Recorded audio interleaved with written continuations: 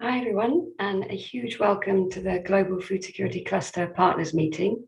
My name is Jo Grace, and I'm the head of the Hunger Reduction and Livelihoods team at Save the Children UK, and I'm also a member of the Strategic Advisory Group for the Global Food Security Cluster. So I'm really delighted and quite honoured to be chairing today's meeting. I think we've got an incredibly exciting and important agenda both today and for the next 2 days.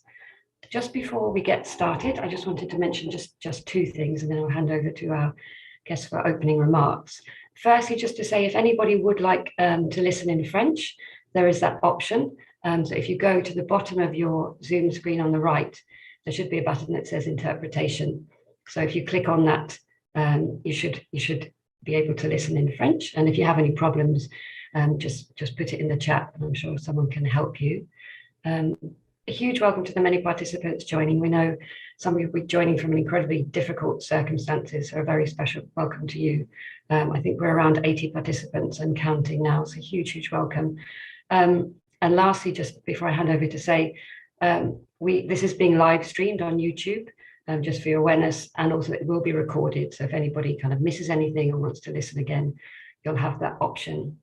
I'll go over the agenda in a little while, but firstly, let me please hand over to Margot van der Velden, the Director of Emergencies of WFP, for some opening remarks, and then we'll hear from Rain Paulson, Director, the Office of Emergencies and Resilience from FAO. So if I could invite you please to put on your cameras, and over to you, Margot. Thank you.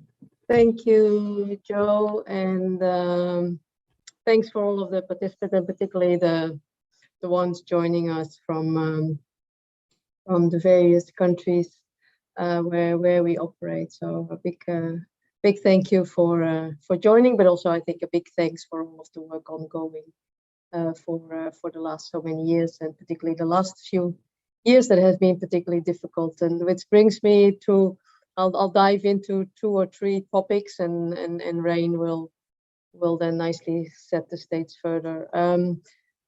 As you know, a few key numbers. You may have seen that the last numbers are indicating over 280 million people in a situation of acute food insecurity in about 80 countries or so, and this is really a record high. It's really much higher than we saw when we met last year in the partner meeting. It's an increase since June 2021, and we truly see this really astonishing sort of rise in food insecurity across the globe. Obviously, we have situations such as the Afghanistan and the Ethiopian over the last so many months, but not only in those sort of situations of extreme crisis, but just really across the globe. Not only have we seen sort of a widespread of an increase of acute food insecurity, but we've also seen the deepening of the situation of food insecurity, and currently with 45 million people in IPC 4+ in about 43 countries, yet again a true increase from when we last met in sort of the level of severe food insecurity. We unfortunately also are faced with populations in IPC 5 really as classified as conditions of IPC 5 in Ethiopia, Madagascar, Yemen, etc. So really very worrisome. And unfortunately, we've seen those still on the rise over the last so many months. So if we dive into a little bit, what are the drivers and what are the challenges ahead? I think we've highlighted over the last so many years that conflict is really the primary driver, and it's causing the alarming rise of food insecurity. And that we see that sort of conflict in some cases intensified in such a way that it's really also very complicated for the humanitarian workers to operate and to continue to operate. Very insecure environments for us humanitarians to operate. Also, we see armed conflict For example, I think in 2020 we had 56 armed conflicts active around the world, and that's truly the highest number of armed conflicts since Second World War. So we truly see an intensification of the conflicts. We also see more and more different groups of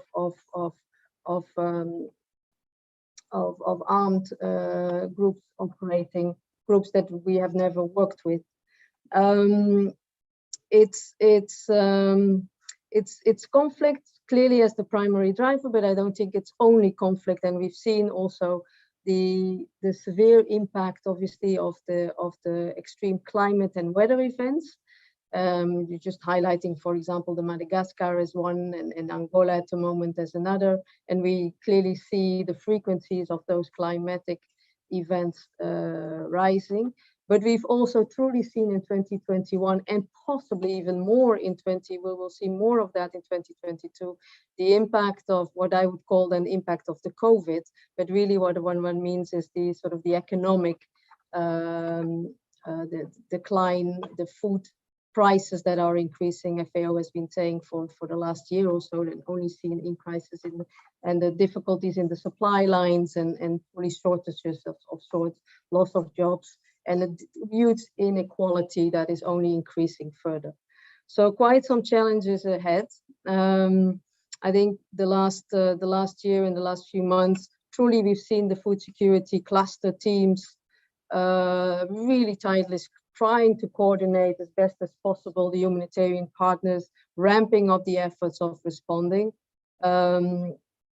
Despite, I think, what we could say, huge challenges of access, huge challenges of resources that are not necessarily up to the level of that one would need those, and just really challenges in operating in a difficult, insecure environment. So a big thanks, I think, goes first for all of the efforts that you've been putting in place to try to deal with this enormous challenge that's in front of us now. Now, if we look a little bit and sort of where do we take this and how do we go, and where are some of the sort of areas of focus that maybe we could consider during the next 2-3 days or so. So obviously, I think it's clear that with the increases in the needs, this would also mean, obviously, that there is increases of resources required. And we do see, although that I think overall the resources that have come to the food security cluster partners, we've seen an increase, but we haven't seen that increase coming at the same rate as the needs are rising. So I think we do need to really realize that we have to do even better, even be more efficient, even be more effective, and collaborating even more together so that we take away any duplications or any inefficiencies, and really share as best as possible the comparative advantages, and be collectively operating in this very complex environment. I think we will come to a conclusion that there is a need to prioritize, and how to do that is it's always very difficult, because you prioritize between the worst and the other worst. So it's never an easy prioritization. But unfortunately, I think we will be called to make some of those very, very difficult choices. And for that, I think we really need to understand the data. We need to understand the situation. Need to understand where the real gaps are. I think we also reflect a little bit over the next few days if there is a possibility to even strengthen our capacity further to respond early. And because we all know, if we do respond early, if we do put our efforts in place before the crisis truly goes in full blown, we do reduce the costs, and also, of course, we will avoid the impact to be in full-blown visible. So can we do more with our predictive capacity? Can we leverage more of our early warning systems and real-time data that gives us a very good sense of and advocacy tools of indicating we do need to act now to prevent even worse. We may need to look into generally our ability to advocate for advances in the financing, in flexible funding, and really see what opportunities there are out there to highlight this sort of early response capacity and importance of reacting early.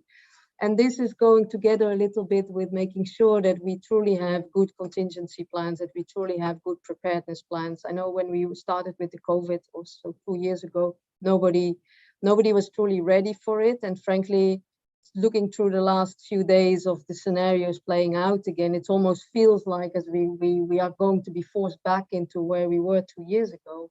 And we may conclude that we are not really ready for that scenario. So I think the preparedness and the contingency planning, we do need to give that really some good attention. And then I think a totally other area is truly reflect around capacity and the ability and the benefits of coordination, and coordination efforts will truly make the difference in this sort of very tight environment. How can we do this even better? How can we even get better data collection, better understanding of what we do, have the good practices come out, translate those good practices from one country and transfer them possibly to other countries, but truly have that collaborative approach and get away with flags and get away with this is mine and not yours. But we do need to truly deep dive into what can we do even better in that sort of collaborative approach. And then let me just end before I hand over to Rain. When we say coordination, I think we also need to sort of look at the good practices that we have of coordinating beyond food security cluster. No? So, and I know there's lots of efforts ongoing, particularly with the nutrition, with the WASH, and with the health sectors. We cannot prevent a famine or deal with the famine if those sectors are not dealt with as well. So whatever we can also help you with, and any questions that you may have or any suggestions that you have of any of what I said, feel free over the next few days to sort of reflect those and come back to us with some of the suggestions. But I think we can also truly think through how can we even better coordinate across the sectors, so that with that multi-sectoral approach we'll have a bigger impact. But let me leave it here for a bit, and I'm sure there's some questions that after Rain's intervention we can come back to. Thank you very much, Joe, and over to you, Rain. Margot, thank you. Thank you so much, and thank you, Joe, for opening the partners meeting and giving us the opportunity to share a few thoughts. So first of all, it's great to see so many people online. I see we're up to 130 people here, and I'm sure the numbers are going to keep going up. I'm feeling a little bit lonely in that everyone's video cameras are turned off. I don't want to crash the system, but if you do have the possibility with your bandwidth to turn on your screens, it's always great to see faces online. But just to say, it's a huge pleasure and privilege for me to be able to join this meeting in capacity that I have now with FAO, having started just a few months ago. Great to be able to engage with this venue and this group precisely because of the reasons that Margot was mentioning in her comments. You all know, because you work on these issues day in and day out, we all know together just how central, pivotal and primordial the global food security cluster is within collective humanitarian action, and just having this opportunity through the venue of the partners meeting to take a step back and look at big picture questions and how we drive forward practical responses of ever increasing quality, I think is indispensable. So I'm very happy to be here and share a few thoughts. Colleagues, you won't be surprised that the elements that I'll touch on echo very strongly the outstanding points that Margot was mentioning. I think that's both unsurprising and also reassuring, right, that we have a similar view on these things. But let me maybe just pick up a few of the points in particular. Margot ran through numbers, and I think you're all familiar with them, both in terms of the level of the need and the severity, and the fact that we have this last year, for the first time in a long time, a series of countries with population in IPC5. I mean, we say that as though it's some kind of a casual statement, when actually it should be a statement that shocks collectively into a different type of action. And we know that these numbers have been worsening over a series of years, unfortunately. And when we see, and Margot was mentioning what's happening on the health side with the consequences of the COVID pandemic, when we see that in addition to the other challenges we have as well, unfortunately, I think it's a reasonable expectation that these absolute numbers and the severity of needs is going to continue to worsen for a while, which brings us back again to the vital importance of what we do collectively, what our agencies and organizations do collectively, and this key role that the food security cluster plays, both in terms of our coordination and also the linkages with other parts of the system. So this meeting, I think, is incredibly timely for all of those reasons.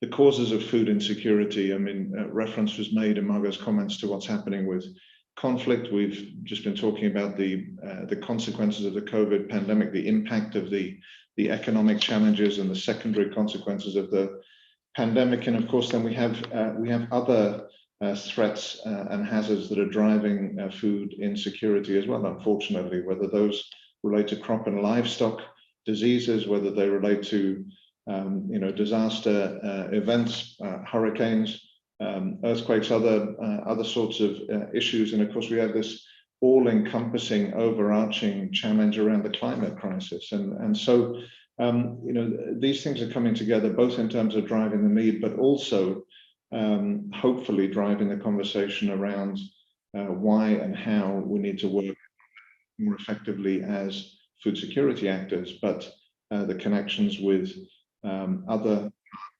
humanitarian system, and indeed the connections beyond the humanitarian world to development and peace actors. We can't just keep looking at these numbers and imagining that the humanitarian response is the solution. Of course, we know that that's not the complete answer. We all know that very well. Maybe a few specific points to dive into, a few details. So, with this backdrop in mind, in terms of the numbers and the drivers and the context, there are some interesting and important initiatives and spaces that we want to make sure we're leveraging in the right way. The G7 Famine Prevention and Humanitarian Crisis Compact, together with some of the work that's been happening in the high-level task force on preventing famine, has given space for a call not just to fill critical funding gaps, but also to drive forward conversations on promotion of humanitarian access, scaling up anticipatory action, strengthening what we do around data and analysis. We all know the compelling evidence exists that the better we are anticipating shocks, the more effective we've been by pre-identifying triggers and releasing pre-agreed funds in advance. We'll be able to move efficiently and effectively to support livelihoods in a dignified and effective way. So, I mean, these things are important opportunities for us. And I think both with the context in mind and with some of these other initiatives underway, I think it's very, very encouraging to see the way the agenda for this partners meeting has been set up, with the focus that you put quite intentionally on anticipatory action. It's my Norwegian background. I stumble on the English words sometimes. Anticipatory action of famine prevention, how we move to a prevention mindset, in addition to always focusing on how we can have the most effective response possible. And then also these questions around climate shocks and food insecurity and what we do to adapt and manage that. So I think the agenda is spot on. I do think it's important for this group to keep these main buckets in mind. And what is it we can do differently and do better around anticipatory action? How can we keep pushing forward the discussions around effective ever more effective frontline response to food insecurity, as Margot was mentioning. How do we also create the right pathways to those actors that have mandate and expertise more on the longer term, even if we have a particular focus on the humanitarian? And then what do we do around all of this in terms of influencing the system, whether it's doing more around seasonality and some of those dimensions in the humanitarian programming cycle, or whether it's around the way in which we quantify needs and how those are reflected in the linkage between what we do on the food security cluster side and the wider house. So timely discussions, I think, are very interesting and important agenda. Maybe just a couple of other quick points. So talking perhaps also about some of the actions that we as FAO and WFP are taking together. I made reference before to data and analysis and its importance. Just to underscore, colleagues, the strong commitment that we have as FAO together with WFP to continue to invest more in the integrated food security classification system and process as one of the key tools, as a gold standard to help us understand what's taking place and to drive informed decision making. I think the joint commitments we have around anticipatory action similarly, I think, are very important. So colleagues, there's a lot that could be said at the outset of this meeting. As I've said, the agenda, I think, tees up a series of very, very timely conversations in the right way. I'd like to spare you too much more comments from my side and rather perhaps hand back to the facilitator and open up if there are any questions, if that's helpful or useful. But great to see so many people online, and as Margot said, thank you so much for the work that each one of you are doing with your areas of responsibility in this vital domain of strengthening and delivering a meaningful, effective, impactful food security response in these crisis contexts. Jo, back to you. Great, thank you both so much. And I think you both kind of set the scene brilliantly, both in terms of giving an overview of the scale and scope and complexity of the challenge that we're facing, and obviously the drivers of kind of conflict, COVID and climate. And also, as Margot mentioned, the scale of the needs not being matched by resources, meaning that we all just need to do things better and more collectively and collaboratively and possibly differently. So huge thank you. That's really kind of a great scene setter, I think, to the agenda, which I'll just go over in a minute.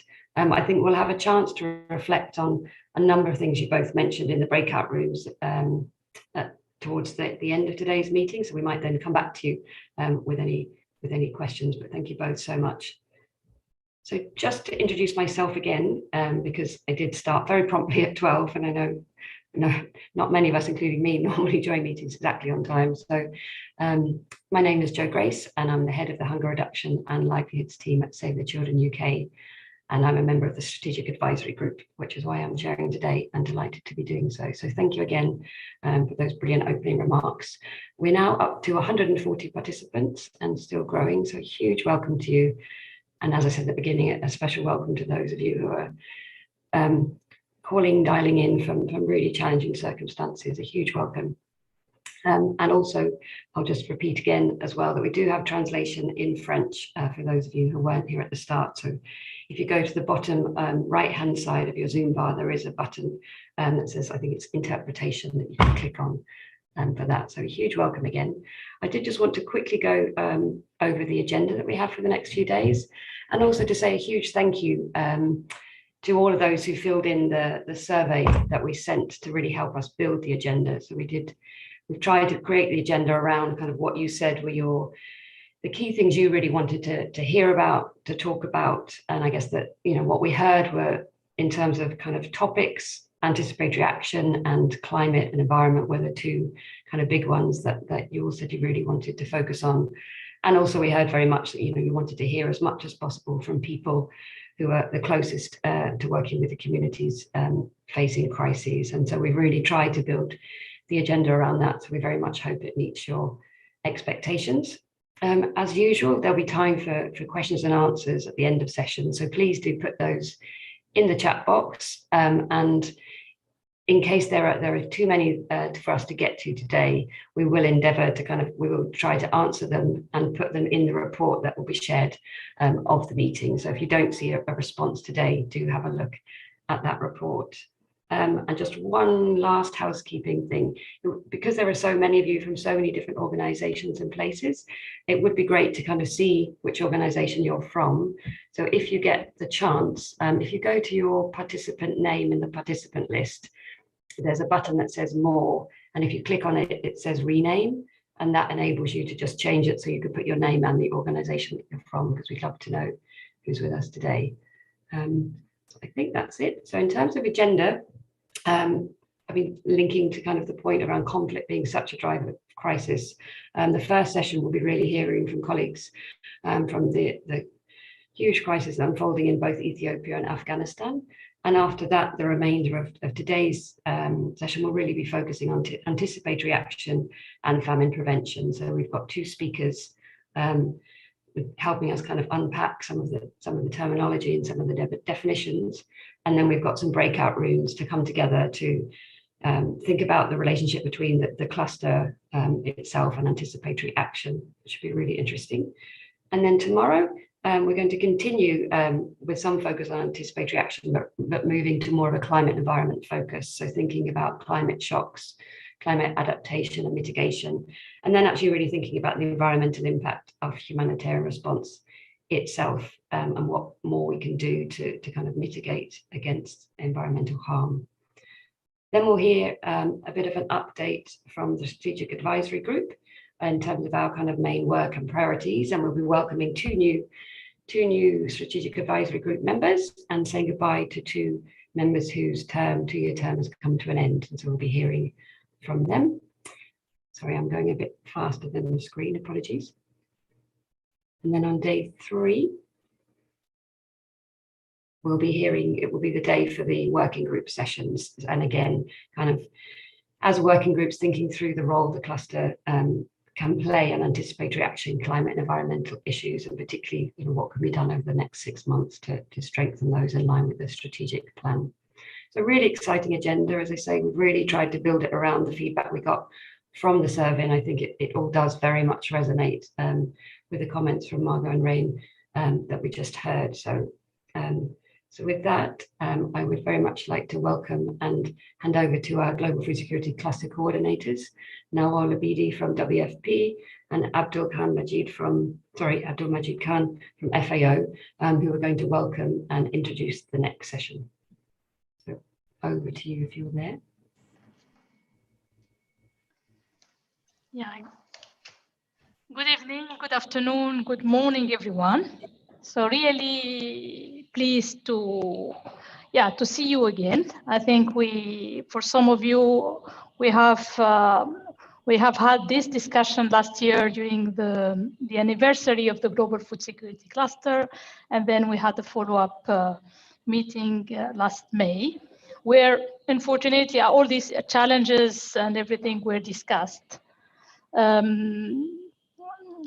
Nevertheless, I found it very important that we keep this kind of discussion. We keep engaging with you, the food security partners, and really look at what we can do, I mean, collaboratively. I think this is the point of it, is what we can do. And I hope these 2 days or 3 days, if we include the last day on the working group, help us a little bit to come up also to have some takeaways and reflect them in our work and have something that concrete that help us to ensure that, yes, coordination is important, but really we want to improve it and to have this true coordination that effectively really supports response.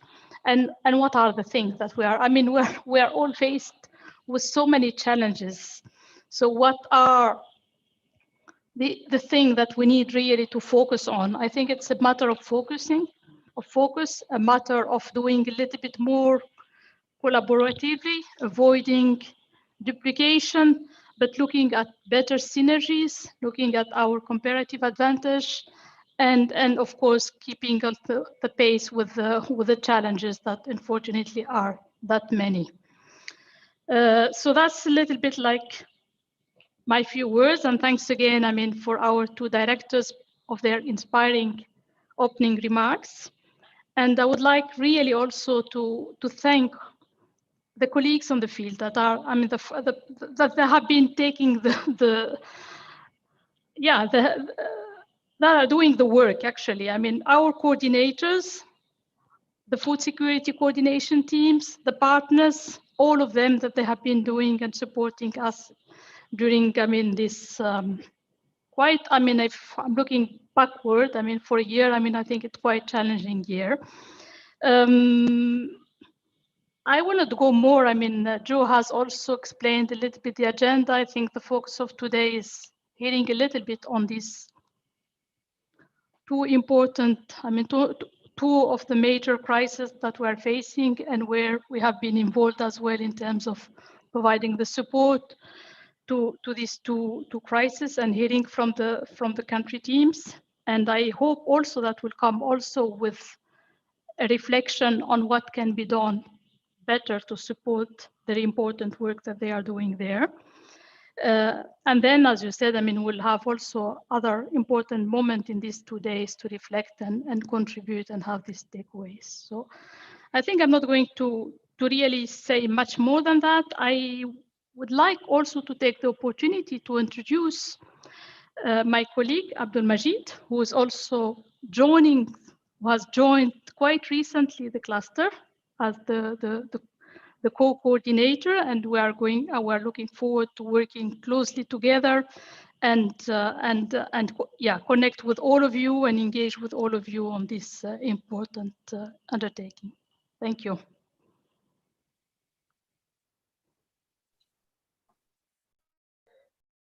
Okay, thank you very much, Nawar. Thank you very much, Margaret and Rain, the Director of Emergencies for FAO and WFP, for your kind opening remarks.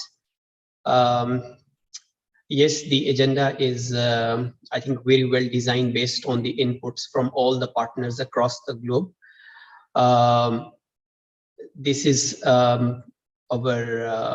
approach in the past, and this will be our approach in the future as well, to be well connected with our field-based colleagues to see what is actually required to be discussed at the global level. So I think we are entering into a very, very important period of the year where we will be reflecting for 2021 that what we have achieved collectively during 2021 and what were the challenges that we have faced, and there were plans which were never achieved, and there was unmet needs, but the resources was quite limited. So we need to really find out a way that how we do our business in 2022. And that's also very important and critical time of the year in terms of designing our humanitarian need overview for 2022 and humanitarian response plan for 2022. So we can also really think about, you know, how we are taking away these learnings and how we are sharing those experiences which are going to help us in you know, minimizing the food insecurity impact at a grassroots level. So this is also really important. We have just after my remarks, we will have you know, one of the two largest emergencies at the moment. We will be talking about them in Ethiopia and Afghanistan. But it's also really, really important that we have a continuum of some of the large-scale global emergencies that we have been responding to, and we have to respond to them during the upcoming years as well. But on top of it, there are some forgotten emergencies where we still have a lot of food insecurity, but because of the focus changing towards the new big large-scale emergencies, we would really want not those emergencies to be forgotten, those people to be forgotten. So we want to be very well connected with our colleagues in those countries to continue providing the support in terms of coordination, in terms of maximizing the response impact while working with different clusters, with different sectors, to achieve the collective outcome. And I think looking at this agenda, the most important thing is that we need to strengthen our early warning system. We need to work more with our national level clusters and partners to on the early warning system, so that we can and we need to work very closely with our IPC teams across the globe to see that how we can provide information in a timely manner, which helps to understand the context and design the response in a way that no one is left behind. I think we are also very much focusing on early actions so that we can protect the livelihood base, we can protect the markets, and we contribute towards, our contribution towards keeping the food access intact for the vulnerable people in very difficult countries. Lastly, I think it's really important that sometimes, the pace of the response is very good during the mid-year or towards the end of the year, but we really need to understand that in some of the countries, we are entering into the extreme hunger period, the post-harvest season. And we are also entering into a time where there will be a harsh winter coming up. So we really need to work together to identify those areas and direct our resources in those locations so that the miseries of the targeted communities can be reduced. With this, I think we are very well set now for our discussion on Ethiopia and Afghanistan and learning from the colleagues on what's happening at the grassroots level. So thank you very much. And I'm really looking forward to working with all of you. And I'm really thankful to all of you for the warm welcome. Over to you, Joe. Great, thank you so much, Nawar and Abdul Majid, for your comments. And as you say, it kind of does set the scene again. So this session is really looking particularly around conflict and fragility as drivers of food insecurity. And as you mentioned, we'll be hearing from colleagues from Ethiopia and Afghanistan. So firstly, if I could please invite Ntando Mulabane and Alikan Mashayabasa, who are the cluster coordinators from FAO from Ethiopia, who are going to speak to us about the escalating crisis in Ethiopia.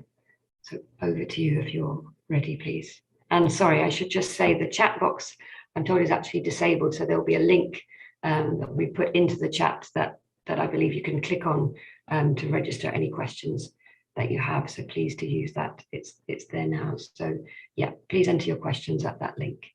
Thank you.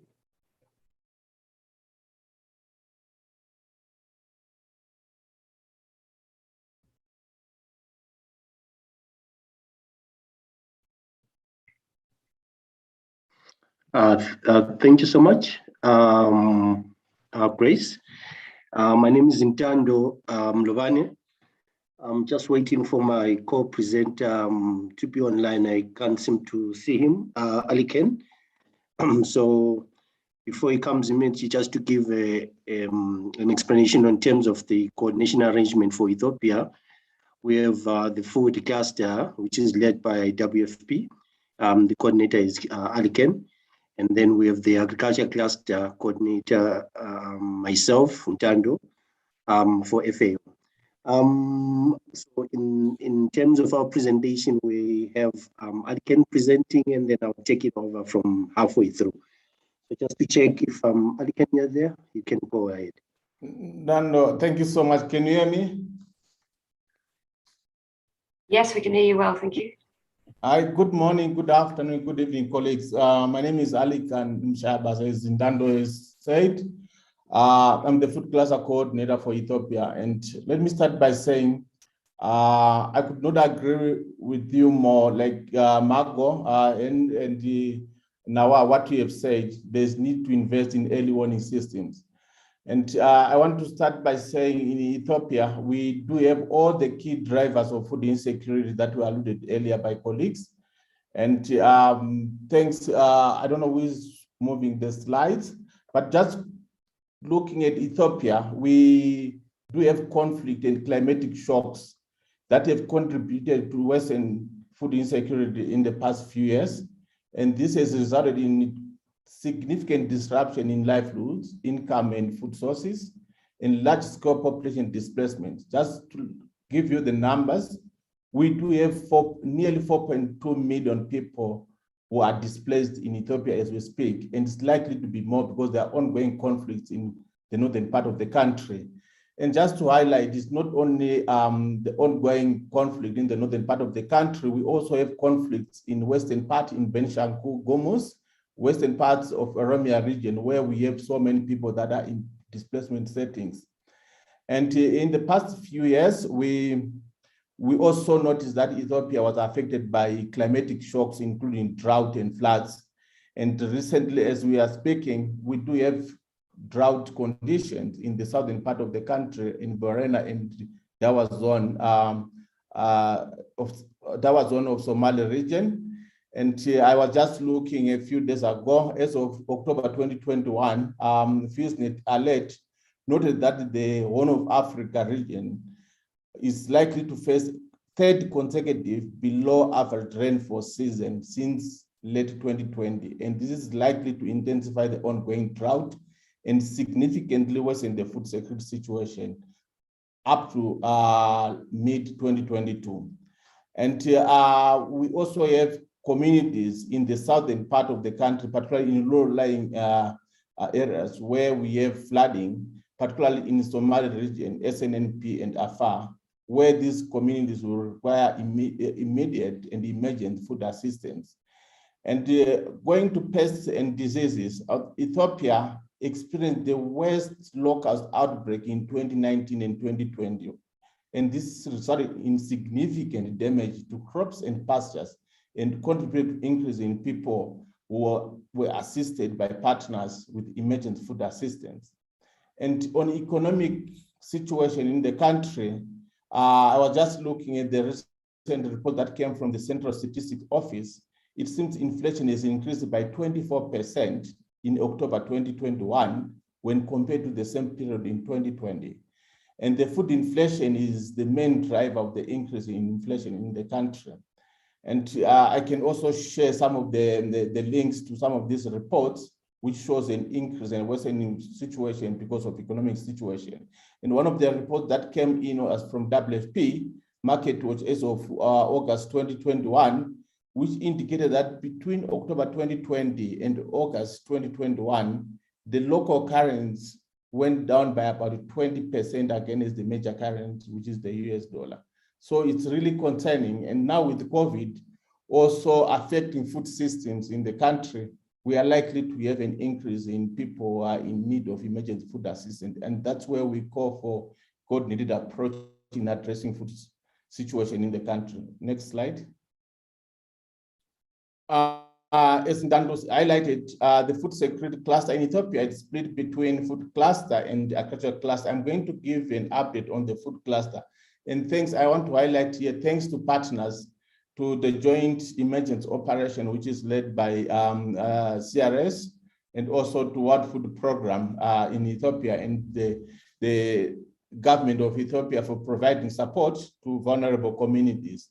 So when you look at the trend in terms of number of people in need of food assistance from 2019 to 2021, the number of people targeted by partners is increased from 7.8. I remember those years, that's when I joined the Ethiopia operation, where we're talking of $462 million to be required to support these people. And as of this month in 2021, we are projecting that food cluster partners have to support 18 million people, and we'll need more than $1 billion to reach these people.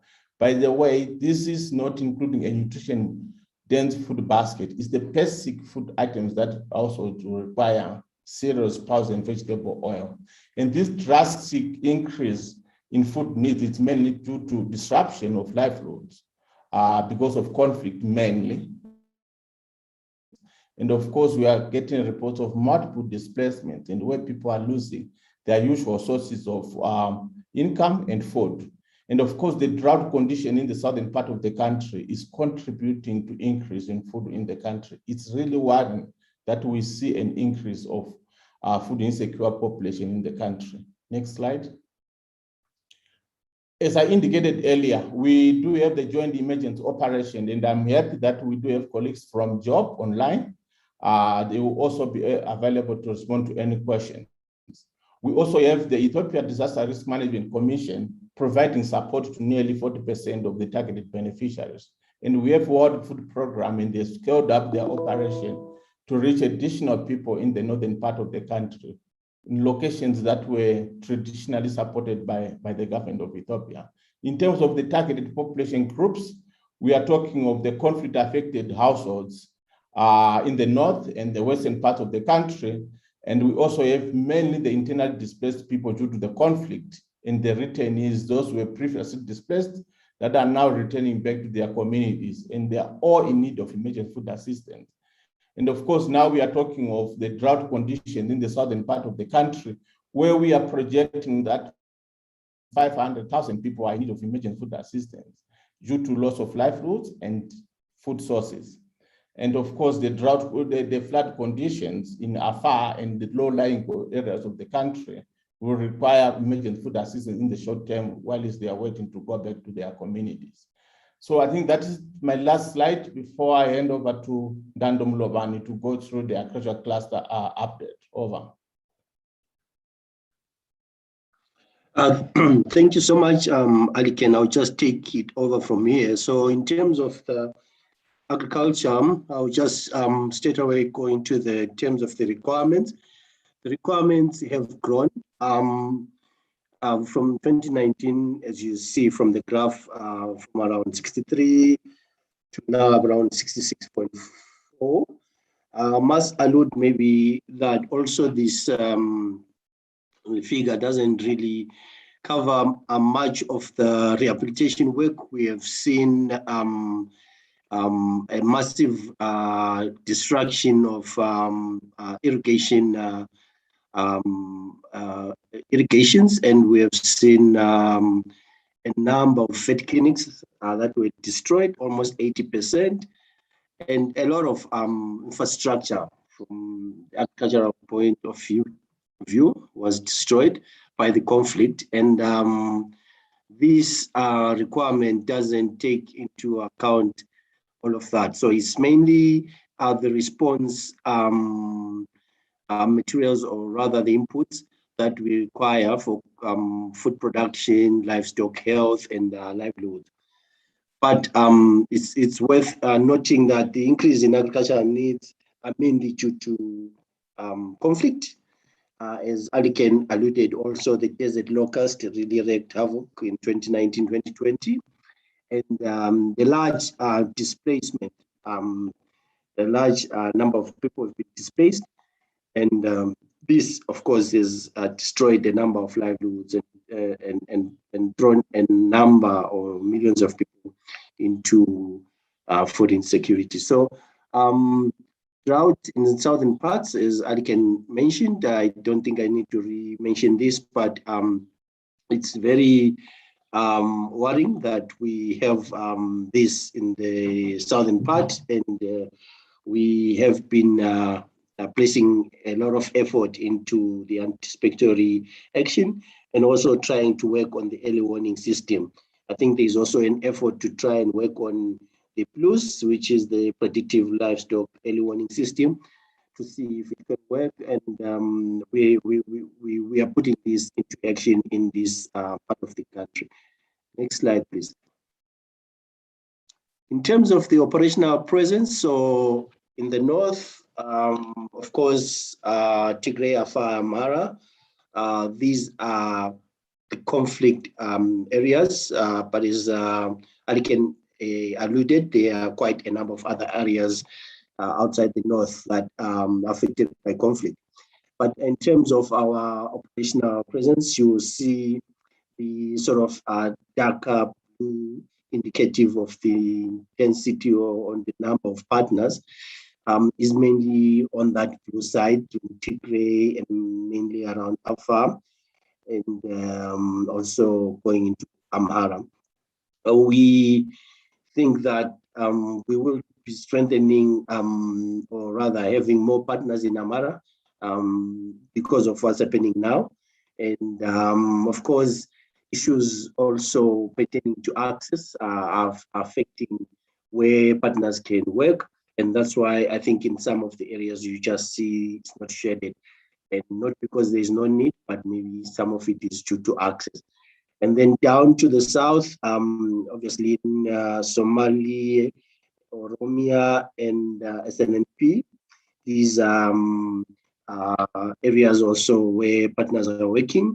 And mainly issues here, as Aliken alluded, in SNNP, we're looking at floods and also droughts when it comes to some parts of Somali and Oromia. And the next slide, please.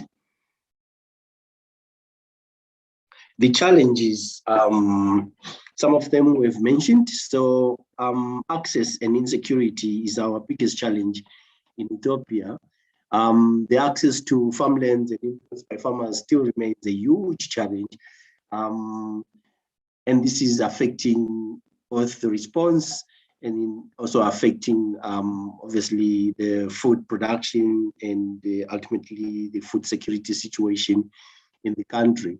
We have had instances where partners or NGOs have failed to move in the seed, a case in point in the north. And this has had a lot of, a huge amount of impact in terms of the response, and it's affecting quite a number of farmers. And we have had cases where they haven't been able to move in the vaccines and all the livestock health inputs, and this has affected a number of livestock. We have a number of locations reporting outbreaks, livestock outbreaks, livestock disease outbreaks that have been affecting a number of locations. And this is all due to the challenges of insecurity that Ethiopia is currently facing. Logistical challenges, almost related to the first point, where we've reported difficulties in movement of seed, tools, livestock vaccines, drugs in some of the regions. And also due to this, we have also seen, like I alluded, some livestock diseases that also some that even affect humans. And this is all because of the insufficient drugs and vaccines to control some of the outbreaks. Thirdly, we're looking at resource shortfalls. On this one is two-pronged, as Aliken alluded. On the food side, we're looking at pipeline breaks that are projected, and this is likely to affect a number of locations, and this will result in a very dire situation given the challenges that Ethiopia is currently facing. And the resource shortfalls, whereas in agriculture interventions are concerned, we have not been able to get in time most of the supplies, and also we're not been able to get adequate supplies. This relates to the seeds and the other inputs that the farmers need. So this ultimately is affecting productivity and also production. And the fourth point, fourth challenge is on data and information sharing. This has been disrupted due to the communication challenges that are faced particularly in the north, where there is, in some cases, a blackout in terms of communication. There is no phone network, and it's difficult to collect data, and the lack of credible baseline data has been affecting the cluster in terms of prioritizing the different level of needs, but also trying to track the response. So to collect data to track the response has been a challenge, for most of the agencies or partners due to communication challenges currently being faced in the north. Information and data dissemination is also affected, and we know how critical this is, and this has been affected by the communication challenges that are currently being faced. The other challenge is on the limited funding and resources. In terms of limited funding, we have not been able to respond, obviously, to all the needs. The needs far outstrip the resources we have. So the funding gap continues to increase. And as a result, we have more and more people who are not being assisted. And we've really tried to cut the packages, like Alken indicated, even in agriculture, we've tried to cut the package of assistance to sort of spread the assistance around because of this limited funding. And then there's been a disruption in terms of the partner and government capacity. On the government capacity, most extension services have been withdrawn or have moved out from their duty stations, and this is causing a very difficult environment in terms of response. And most agricultural infrastructure was destroyed, like we mentioned. So this is ultimately affecting the capacity to respond to the needs of these people. And then the several seasons that that exist in Ethiopia are also a challenge. We have the Meher, we have the Berg, the Krem, the Hagai, and all these seasons, and it makes it difficult to program and difficult to plan around. So in a nutshell, I think these are the challenges what we are facing, but what's important is we are also taking measures to mitigate some of the impacts of these challenges. I think I'd like to end here, and then because if there are any questions, I think this should be our last slide. Thank you so much to you both. I think we're going to have questions and answers at the end, if that's okay. So both on anything that comes up as questions on your presentation or the presentation on Afghanistan. But thank you for incredibly clear presentation of an incredibly complex situation. And yeah, I mean, interesting is the wrong word, but seeing the overlapping kind of shocks and stresses on certain communities, as well as the different types of shocks and stresses in different parts of the country, all affecting food systems, which then affecting communities as well. Yeah, thank you very much. We're going to move on to hearing from colleagues in Afghanistan now. And then, as I said, please do use the questions. There are links in the chat. So if you just click in there, you can kind of pose your question there, and then we'll come to them.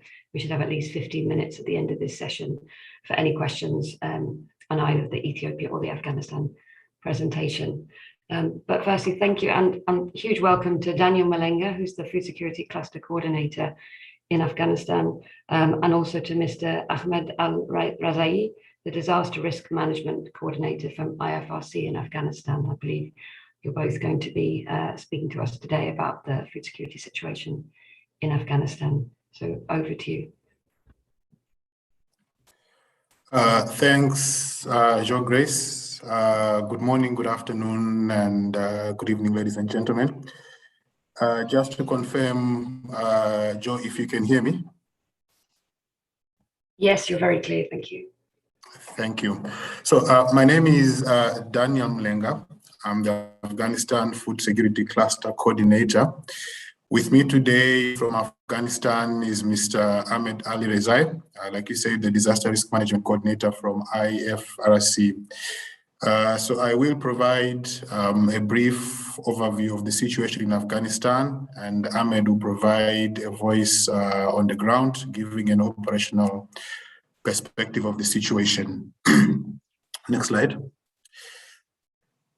So in terms of the overview, as some of you might already have read and heard, Afghanistan is facing a severe food security situation based on our last IPC analysis, we projected between November 2021 and March 2022, almost 22.8 million people facing acute food insecurity.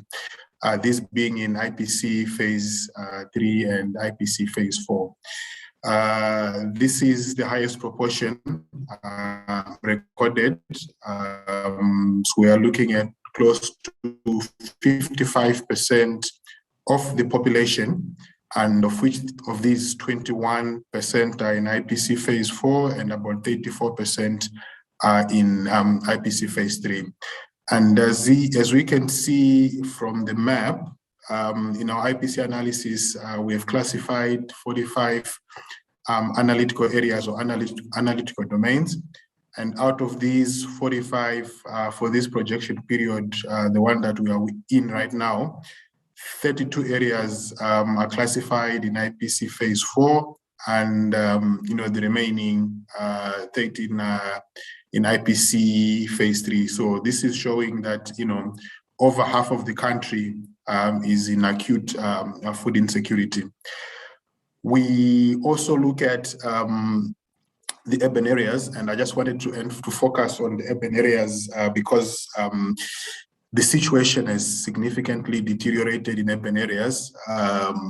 In the previous analysis, we would only have maybe 1 or 2 urban centers that would appear in IPC phase 4.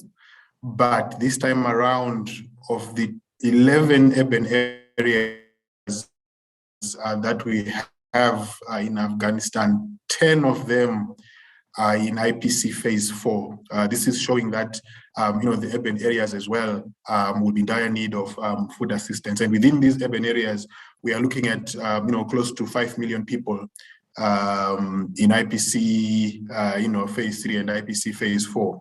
And this is about 52% of the analyzed urban population. Additional information in the rural areas, based on other assessments, close to 57% of the households only have food reserves that last them about 3 months. And now, because this was analyzed around September, so we are looking at maybe these households only remaining with 1 month the food supply. Furthermore, 1 in 4 pregnant women and 1 in 2 children are malnourished. Since 2015, and the only comparable year that we can say maybe might look similar to. Sorry to interrupt, Daniel. We're losing you a bit. I'm not sure. 2022 was.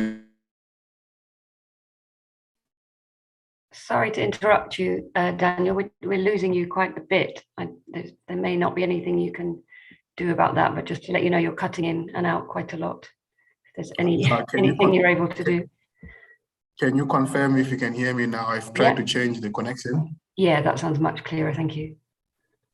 Okay, thank you. So yeah, I'm not sure where you lost me, but I was just trying to say that the situation has deteriorated over time. If we look at the trend analysis from 2015 up until now 2021 going into 2022, the number of people that are in acute food insecurity has significantly increased. We have moved from around 7 million people now to around 23 million people that are in IPC phase 3 and above. This is indicating a significant deterioration of the situation. Next slide, please. So, giving further perspective of the current situation, throughout the year, we had significant food security drivers.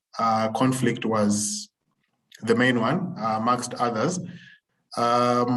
We had close to 668 1,000 people that were internally displaced, and this is across all provinces.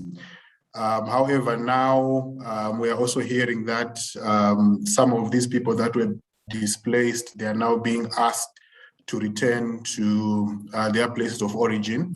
However, this will take time, and even if they do move, the challenges that they face will still exist, considering that they are people without any assets, without any resources. After the events of August 15, there is, I can say, a relative calm in the country. This, of course, is not in all locations, but there's been limited conflict-related incidences reported.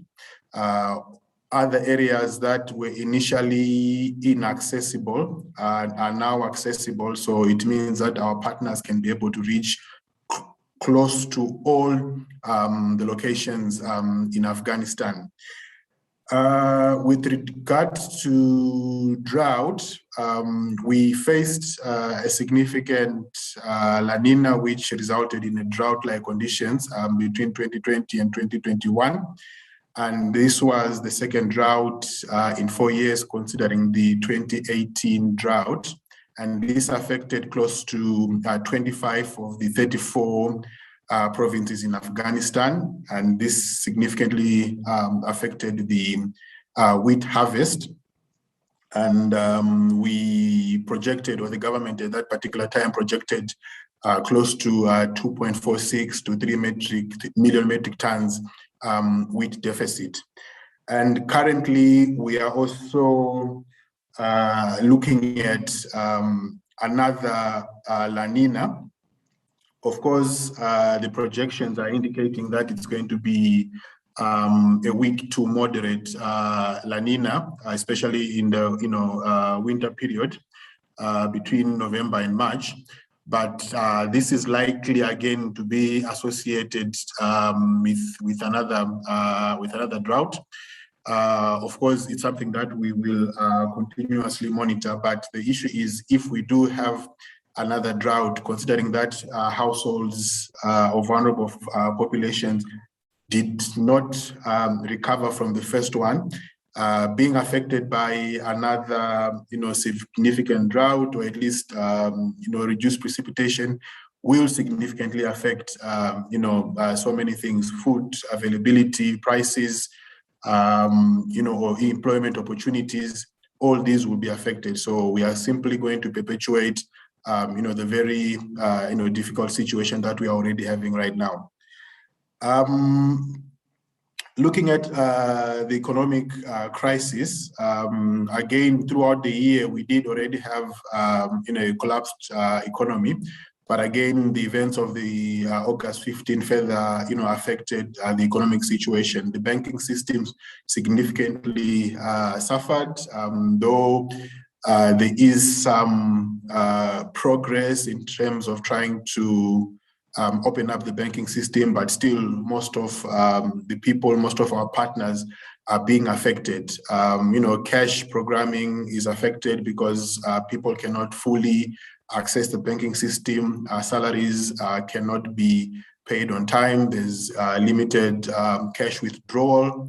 So all these are affecting, so many aspects in the economy. Depreciation of the national currency, the currency has lost about 25% between January and November. This then affected as well the increase in prices. So food prices have significantly increased. This is both food prices and other, commodities, fertilizer, input prices. All of these have increased. Transportation as well is also contributing to the increase in prices. For example, right now, this year alone, the wheat prices have increased close to 33%. All these have eroded the purchasing power of both the rural and urban populations. And if we look at on the same, in September, we did indicate that around 500,000 civil servants were not paid their salaries. And considering that, this is one of the main sector that supports, the rural economy, this was a significant challenge. However, we are still getting reports that maybe for some of the civil servants, they've started paying them their salaries, but for the majority, they still have not received close to 3 months of their salaries. So this is a significant challenge. The construction sector as well is still at a standstill. This is affecting the urban labor markets. And again, due to the significant drought that the country faced in the rural areas, on-farm labor opportunities also significantly declined. COVID is a challenge that has affected Afghanistan over the last 1 to 2 years. And this, affected the socioeconomic factors, and especially those households that depended mostly on remittances. So people could not really move to the neighboring countries to look for employment opportunities. So this significantly affected remittances coming back to Afghanistan. So these are some of the major challenges. But at the same time, in terms of partner, capacity or ability to implement interventions in Afghanistan, I would say that our partners are able to reach close to almost all areas. And the partners that had previously left after events of the August 15, most of them have returned, and they've started to implement their operations. With regard to funding, the 2021 HRP was still underfunded, but of course, food security and livelihoods, I think, was the most funded amongst other clusters, but still, we were not able to meet all our funding requirements. And in September, we did also launch the Flash Appeal, where we were looking for close to 260 million for food security and agriculture, and around 600 million plus, for the whole Flash Appeal. So I would say that for this Flash Appeal, luckily this was 100% funded. So the funding was for September to December. So this was fully funded. However, the HRP, it was not fully funded.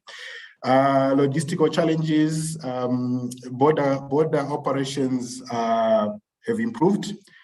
However, we are still having challenges in getting in some inputs, for example, fertilizer, which is required for the winter planting as well as the upcoming spring season. So our partners are working very hard to find, mechanisms to bring in, all these inputs that are required for the winter and spring season. Moving to what we are planning to do as a cluster. Yes, come back, previous slide. What we are planning to do as a cluster to respond to some of these needs that I've talked about. As a cluster, we have projected that we will have close to 23.8 million people in need.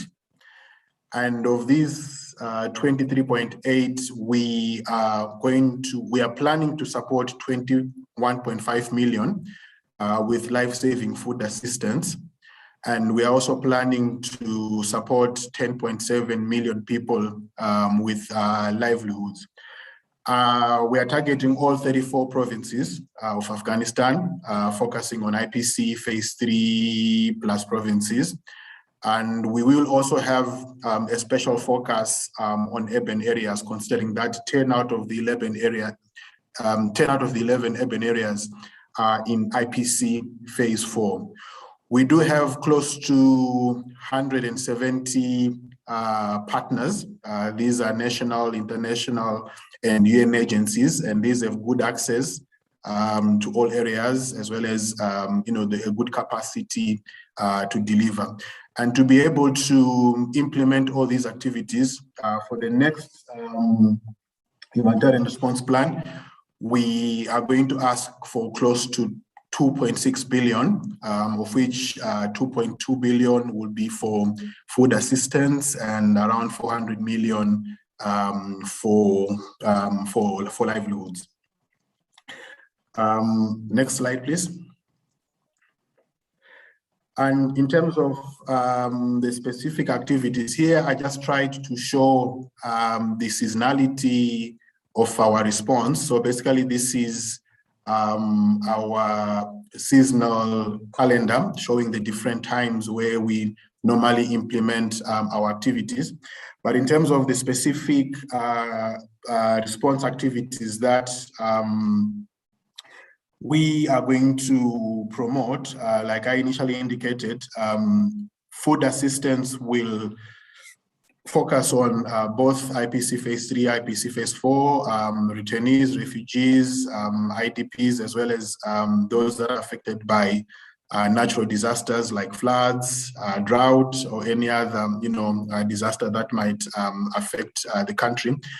And like I indicated in the previous slide, I think I showed like 21.5 million people to receive food assistance and about 10.7 million to be supported with livelihoods.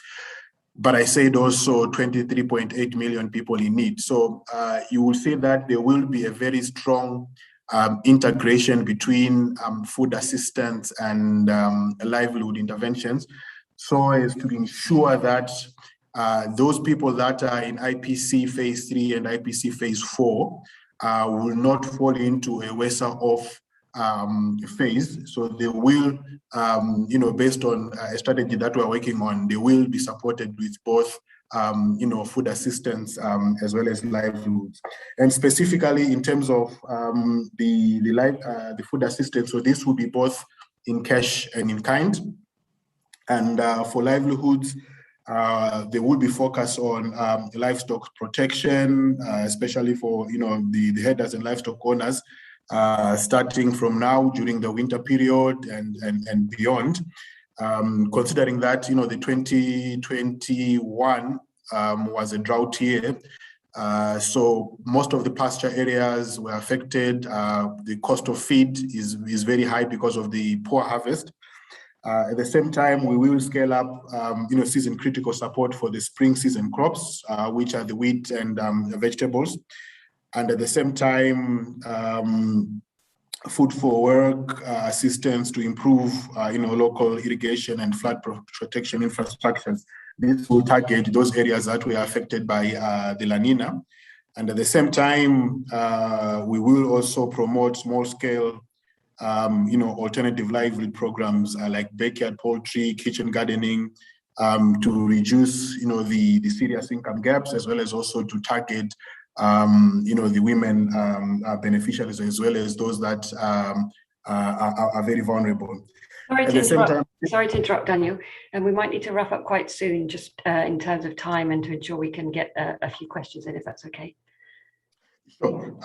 So I'll just quickly wrap up. So in terms of other activities, we are also going to focus on real-time food security monitoring, nutrition assessment, as well as IPC, to ensure that we are able to fully monitor the situation. Next slide, please. So I think this is the last slide from my part. So we really need to ensure that we do get humanitarian assistance, considering that considering the high numbers. Otherwise, those that are in IPC Phase 4 are likely to fall into IPC Phase 5.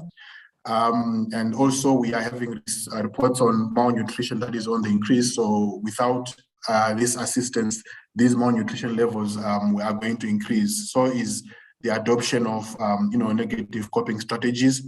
One key issue that I also want to emphasize with this kind of challenges, we will also likely have challenges in terms of getting quality certified seed if our farmers are not able to plant in the winter and the spring season. And also these are likely to increase GBV and SCA, sexual exploitation and abuse issues. And lastly, if we also do not get adequate support, there is likely also to be a lot of displacement, especially those that are going to focus into urban areas. I think this is all from my end. I will hand over to my colleague, Ahmed, to also give us a perspective from the field. Over to you, Ahmed. Thank you. Thank you so much. And just to say, we only actually have 11 minutes left of this session, and we'd like to get in a few questions. So if you're able to be as brief as possible, thank you. Yeah, thank you. First of all, thank you for the opportunity so that, we can discuss the current context in Afghanistan and share, our experiences with partners and colleagues around the globe. Mr. Daniel from the Food Security Cluster Coordinator discussed the overall context of Afghanistan very well, so I will not, take a lot of time when it comes to the context overview, but as all of you, know that currently the country is experiencing a complex crisis. The humanitarian situation or humanitarian context in Afghanistan is very much complex, as the country is, experiencing multiple crises, from drought to conflict to migration and displacement to COVID-19. Perhaps we can go directly to the next slide, where I will be discussing the response or the some of the emergency operations that IFRC is having in response to the current context. My presentation and talk is very much focusing to what IFRC has been doing as one of the partners of the food security and agriculture cluster in Afghanistan. First, in IFRC, along with our national society in Afghanistan, Afghan Red Crescent Society, we have been trying, to provide humanitarian relief and recovery assistance to multiple shocks affected population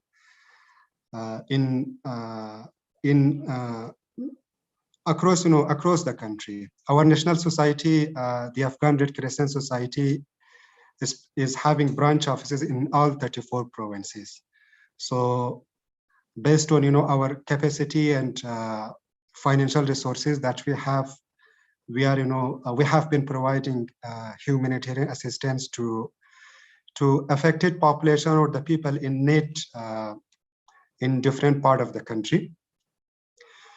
In 2021, as also discussed by Mr. Daniel, that Afghanistan experienced a severe drought. In response to that drought, at early April 2021, IFRC launched an emergency appeal where we asked for around 7 million CHF to provide, emergency food security and livelihood assistance to drought-affected population. And the target was around 10 provinces, the hotspot provinces that were affected by drought the most. But later on, especially because of the recent changes in development in the country, the power shift on 15th of August and its consequences and negative impact on this situation, we also revised our emergency appeal so that we could cover other crises as well. Therefore, we revised our appeal and expanded the target location from 10 to 18, and also our revised emergency appeal is asking for 36 million CHF so that we can reach up to 80,000 households with integrated packages from food security to livelihood to wash to health and community-based DRR initiative. But focusing on food security and livelihood component of our ongoing emergency operation, our target is to provide 80,000 households, which will be around 560,000 individuals, with emergency food security assistance in 18 provinces of the country.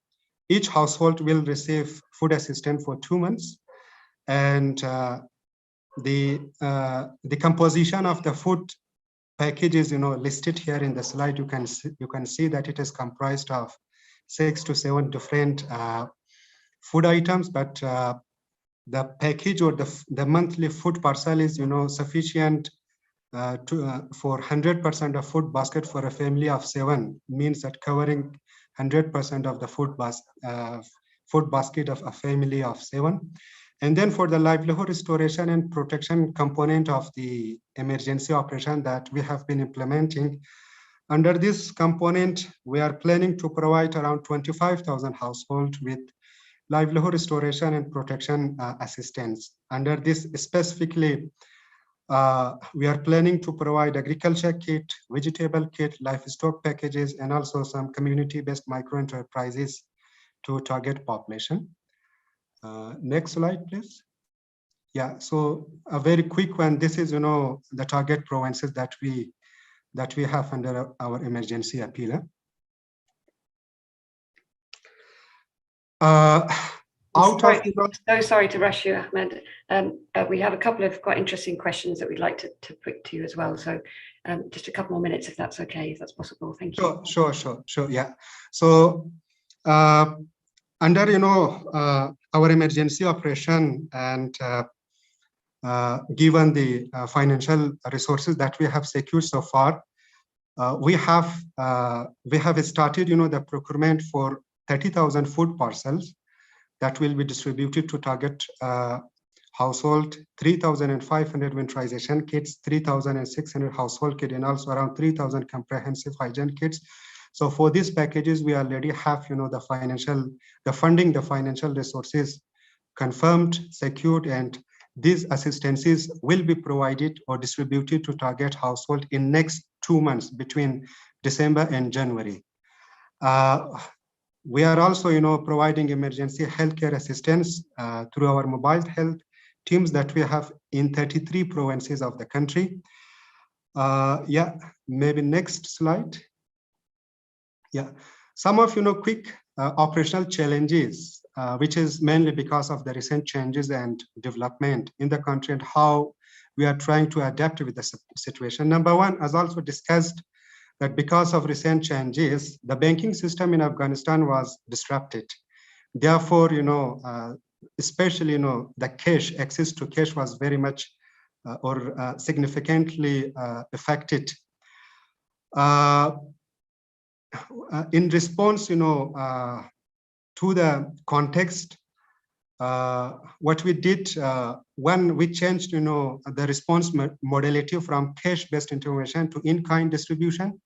This will be a short-term, solution so that we can keep our humanitarian operation ongoing up, until the banking system will be back to normal and we will have full access to cash. Until that time, we will be continuing with in-kind distribution. Number two, we have also, IFRC has established a sourcing hub in Pakistan so that for those commodities, food item and non-food item that cannot be purchased in local markets or that are not available in local market, we can purchase them in Pakistan and bring them to Afghanistan. Therefore, under our ongoing emergency operations, we have been procuring, the plant commodities both from local suppliers and also internationally from neighboring countries.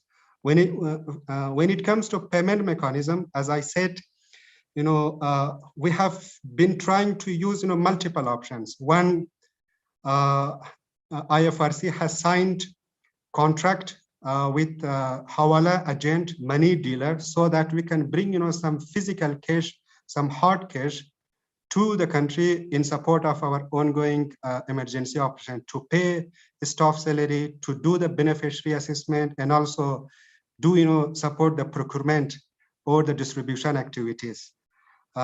Plus, as I said, some of the procurements will be done, internationally. And when it comes to local suppliers, for those procurement that we are doing locally in Afghanistan for time being, we are especially preferring those local suppliers that have offshore account, so that when it comes to the payment, we will not face with any major challenges. Next slide. Yeah, so that's all from this end. So a quick, some picks from field. Thank you very much.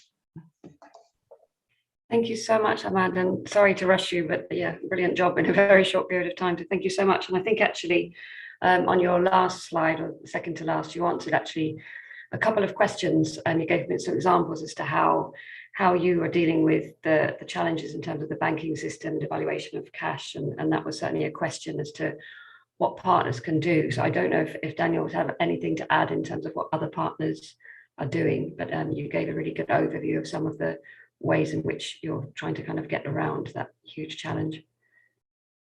Did you have anything to add, Daniel? I think that's mainly what partners are doing. So they are reaching out to different Hawala agencies to see if they can bring hard cash into the country. Some are working within their own organizations to also find other mechanisms. But based on information from the Cash and Voucher Working Group, mostly, partners are working with the different Hawala agencies to try to move cash into Afghanistan, because the banking system cannot allow movement of large amounts of hard cash into the country. So mostly it's the Hawala system, as well as working with international, money agencies. So this is the current situation, but it's not yet a perfect situation, but we're hoping that maybe in the next few months, things might normalize. Over. Great, thank you. And yeah, I mean, obviously the needs are just staggering, but it's good at least to hear that access has hugely improved. So thank you so much. They were the main questions, I think, for Afghanistan. We're out of time, unfortunately. There were, for colleagues from Ethiopia, there were a couple of questions around, particularly around kind of what partners are working on in terms of rehabilitating destroyed agricultural infrastructure and what plans there are kind of in the near future for that, and also questions around the importance of livestock and access to feed. So we might need to pose those to you offline if that's okay, to get a response, because unfortunately we're out of time. But thank you to all the speakers for those really, really great overviews and summaries of the two situations. It was incredibly clear, a very clear overview of very, very complex crises. So thank you both very, very much. Sorry, thank you, all four of you, not both, very, very much for that. And as I say, the remaining questions we'll find ways to get responses to and get those in the report that goes out after the meeting. So thank you so much for those who also posted questions. Great.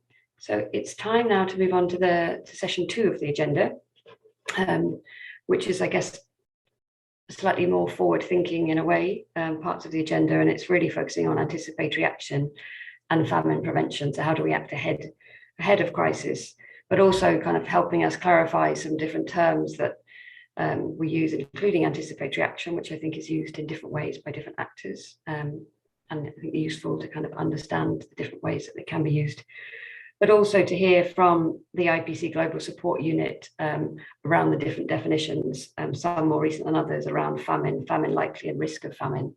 So we're going to hear from 2 speakers now to take us through those 2 items, and then we'll have a very short break before we move into breakout rooms and hopefully hear and see lots more of the participants. So firstly, we're going to hear from Laura Swift, who's the Senior Food Security and Livelihoods Advisor at Save the Children UK. And she'll be sharing kind of Save the Children's experience and views on anticipatory action. And obviously, it'll be very interesting to hear people's reactions and thoughts and questions. So, what Save the Children's experience been, and what are some of the challenges and lessons that they, and I should say we, aside from Save the Children, have learned. So we'll hear from Laura and then from Leila Oliveira from the IPC Global Support Unit, and then we should have hopefully more time this time around for some questions. So over to you, Laura, and welcome. Thanks, Joe, very much. And hi, everyone. I'm really happy to have this opportunity to speak with you today about Save the Children's experiences with anticipatory action to slow onset food crises. Can I just check, Joe, that you can hear me? Yeah, I can hear you. And yeah, we can do the slide, yeah. Okay, great. Okay. So today we'll review Save the Children's definition of anticipatory action, and then we'll discuss some of the challenges that we have encountered, as well as some of the lessons learned, before looking at one or two examples of anticipatory action in action. That will just depend on how much time we have. So I wanted to start with Save the Children's definition of anticipatory action, since different organizations define it in different ways. And also there's different terms that we use, like early action, forecast-based action, etc. And they can mean different things to different organizations. So I wanted to be sure that we're all on the same page before we dive in. So for Save the Children, anticipatory action means proactive, no regrets activities, which mitigate the predicted impacts of an identified forecasted shock while building the resilience of children, communities, and systems. So a bit of a mouthful, but it's really about acting early and based on forecasts. So what I want to emphasize here is that if the situation has already reached crisis level or humanitarian triggers, quote unquote, even if the situation is predicted to further deteriorate, we really believe that it is too late for anticipatory action and that a humanitarian response is required. It should be implemented or scaled up. And this is because anticipatory action doesn't just mean earlier than humanitarian response, it also means different. So oftentimes the type of actions we would implement for anticipatory action could look quite different than a humanitarian response. So just to try to visualize this a little bit more, I have this very technologically advanced diagram for you on the screen. So on the vertical axis, we have food security, livelihoods, and nutritional outcomes. And on the horizontal axis is time. So for Save the Children, anticipatory action is really about protecting food security and livelihoods and nutritional outcomes, about smoothing these outcomes throughout the duration of a predicted shock and preventing households from feeling the negative impacts of any predicted shock. So if we have forecasting information, for example, if we have meteorological forecasts that tell us that the rains for the upcoming season are going to be below normal, we can use that information to carry out a predictive analysis to understand how this shock will likely impact households, food security and livelihoods, and nutritional status. So how will this look and when will this look? And once we know that, we can then evaluate if we have enough time to be acting in order to really help protect livelihoods, to prevent a deterioration of food security and nutrition and livelihoods. So in this case, we can see that we have enough time to be acting to enable households to absorb that shock. Now, I think we're all familiar with more of a traditional emergency or humanitarian response. The shock would occur, we would start to see a deterioration of food security and livelihoods and nutritional outcomes. We would then do a needs assessment to determine what we should be implementing, and then slowly see a recovery of food security and livelihoods. So on paper, this looks really good, but in practice, we have learned that this is a little more complex. So we have been testing different approaches to anticipatory action for a number of years, since around 2012, trying to figure out how we can really put this into practice to make it really work for families and communities. So along the way, we have encountered several challenges, and I'll share a few of those now. Some of these challenges might sound a little bit familiar. I'm sure many of you have read some of the reviews and analyses that Dan Maxwell and others have done on identifying some of the barriers or challenges and opportunities for anticipatory action. And a lot of what we have found is quite similar. So I think that these challenges apply not only to Save the Children, but also to a system, the humanitarian system, more generally. And also just to say that we do have we have written a report on to document all of our learning and in 2018, and I will share the link to that report at the end of this session. And sorry, Joe, I just realized that my timer didn't start, so I was timing myself. So maybe you can just flag to me when I have a few minutes left. So some of the challenges we've encountered, the first that I'll mention, and this is just a few, I think we've encountered even more than this, is data. So a lot of food security early warning systems use real-time data. And this is really great for assessing the current situation and can even indicate a deteriorating situation, but they can't really predict how the situation will evolve. So typical food security early warning indicators like the food consumption score or livestock body condition don't really work or enable us to really understand how the situation is going to evolve to be acting in anticipation of the shock. And linked to this, we've noticed that there is a lack of predictive and quantified impact analysis. So by this, I mean, it's difficult to translate how a shock like below normal rains is going to impact households or communities. And if we don't know how the shock will translate to community or household level, it can be really difficult to act appropriately and to know what that window of opportunity is.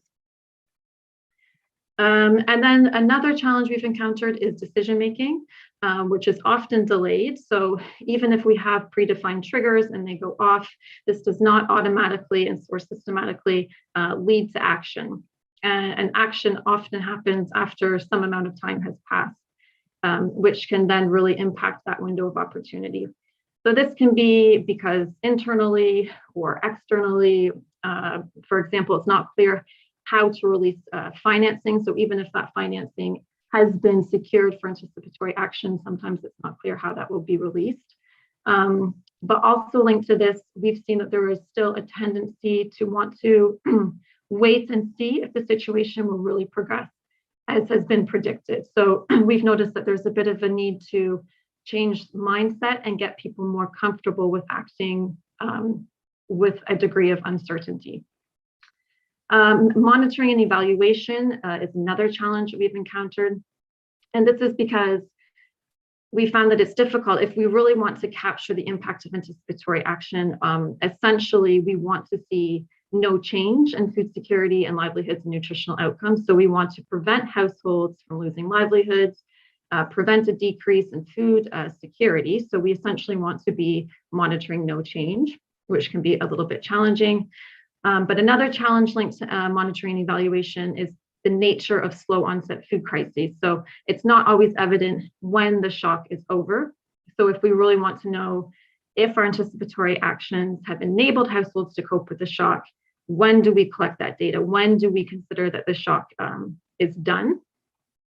And then finally, financing, I think we're all aware, and we've already mentioned this today, is a challenge because it is not regularly available for anticipatory action. So with one humanitarian pot of funding available, it's obviously prioritized for populations already facing severe acute food insecurity. So although there is enough opportunity to be implementing anticipatory actions to protect livelihoods and prevent the situation from reaching emergency thresholds for some communities, the funding is just not there. So despite these challenges, we have learned that it is possible to act in anticipation of a shock. And so a few learnings, I'll just go over a few of these learnings here. So as I mentioned on the previous slide, predictive and quantitative impact analysis is just really essential for understanding how households and families will be impacted by the predicted shock. So it's really critical for identifying windows of opportunity and appropriate actions. So triggers, we have learned that triggers really need to be based on a future outcome, and therefore predictive indicators are really essential. So this is where we have found that a framework or a tool called the Household Economy Analysis, or HEA, is very useful for triggering and informing anticipatory action. And I'll speak a little bit more about HEA in the coming slides. We've learned that contingency planning and really detailed response analysis are really critical for enabling early or forecast or anticipatory action. And ideally, this contingency planning and response analysis should be done in a relatively normal time based on the most likely scenario. And just to highlight here too, this might sound a little bit obvious, but we have learned that building off existing teams and systems and procedures in place really enables us to act quickly and efficiently. So for example, using an existing cash transfer mechanism really saves us a lot of time to be acting much more quickly than if that system was not there. And if we can work through existing systems that are supporting longer term development projects that are ongoing, not only will we be acting more quickly and efficiently, but we've learned that that really protects longer term development gains and objectives. Sorry, Laura, sorry to interrupt, Laura, just to say we did start a few minutes late. We've probably got another 4 minutes, if that's okay. Oh gosh, okay.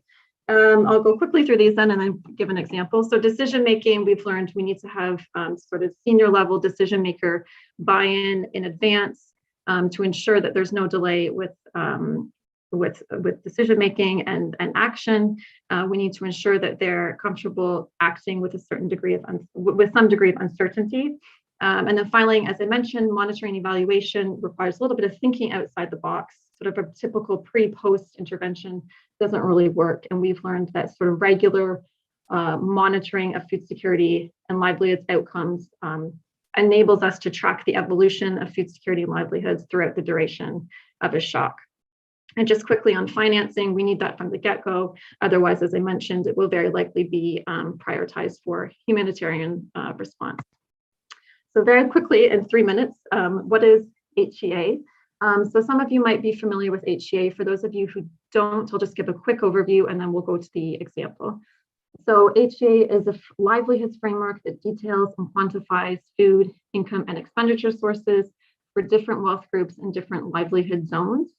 And what's unique about it is that it compares total food and income to 2 standard thresholds: a survival threshold, which is basic kilocalorie needs, and a livelihoods protection threshold that also includes the income that is required to protect livelihoods and access basic services in the longer term. So another point I'll just mention on HEA is that it is predictive. So it can, it points to appropriate response, appropriate interventions and provides reliable results for large populations, and it does all that for the coming season or months. So just to recap, it tells us who is likely to need support, where that support is most likely to be required, how much support is likely to be needed to meet those survival and livelihoods protection needs, when the support will be required, and it points to why this is happening. And just a small plug here, we have developed a guide with the START network on how to use HEA for forecast-based or anticipatory action. I'll share the link at the end of this session.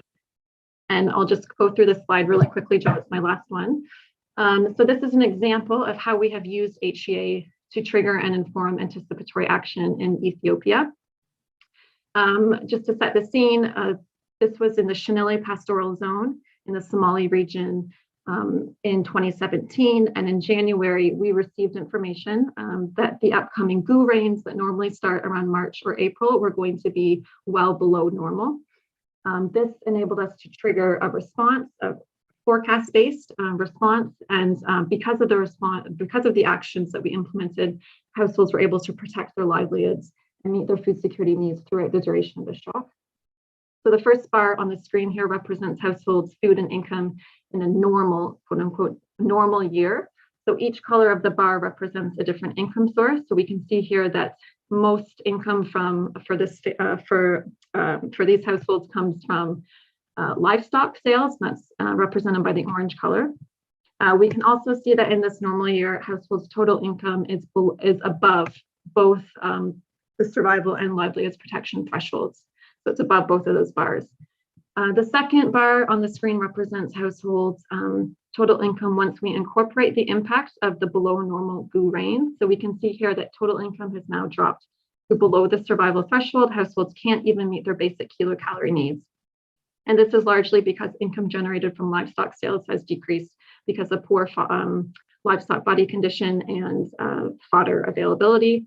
If we then incorporate the impact of the anticipatory actions that we implemented, so we implemented actions to protect livestock, fodder distribution, and animal vaccination campaign, we can see that the income generated from livestock has now decreased less than we had predicted with the shock. And then we also provided a cash transfer, which is represented by the green there, And now we can now see that total household income is above both of these thresholds. So households were able to protect their livelihoods and meet their basic food needs throughout the entire duration of the shock. And we attribute that to the timing and the type of interventions that were provided. So I will just stop there for now. And there's just some resources in case anyone's interested. We can perhaps share those afterwards as well. Thanks so much, Laura, and for being incredibly efficient with time. And yes, we'll find a way to share these resources for anyone who's interested. So we'll move on now to the next session, and then we should have a bit of time for questions. Again, please do use that Menti link that's in the chat box to pose any questions that you have. But for now, I'd like to welcome Leila Oliveira from the technical who is the technical development team leader from the IPC Global Support Unit, who's going to kind of give us a bit of an overview of some of the kind of famine-related IPC terms and definitions and classifications. So over to you, Leila, and it'd be great if you could put your video on. Thank you.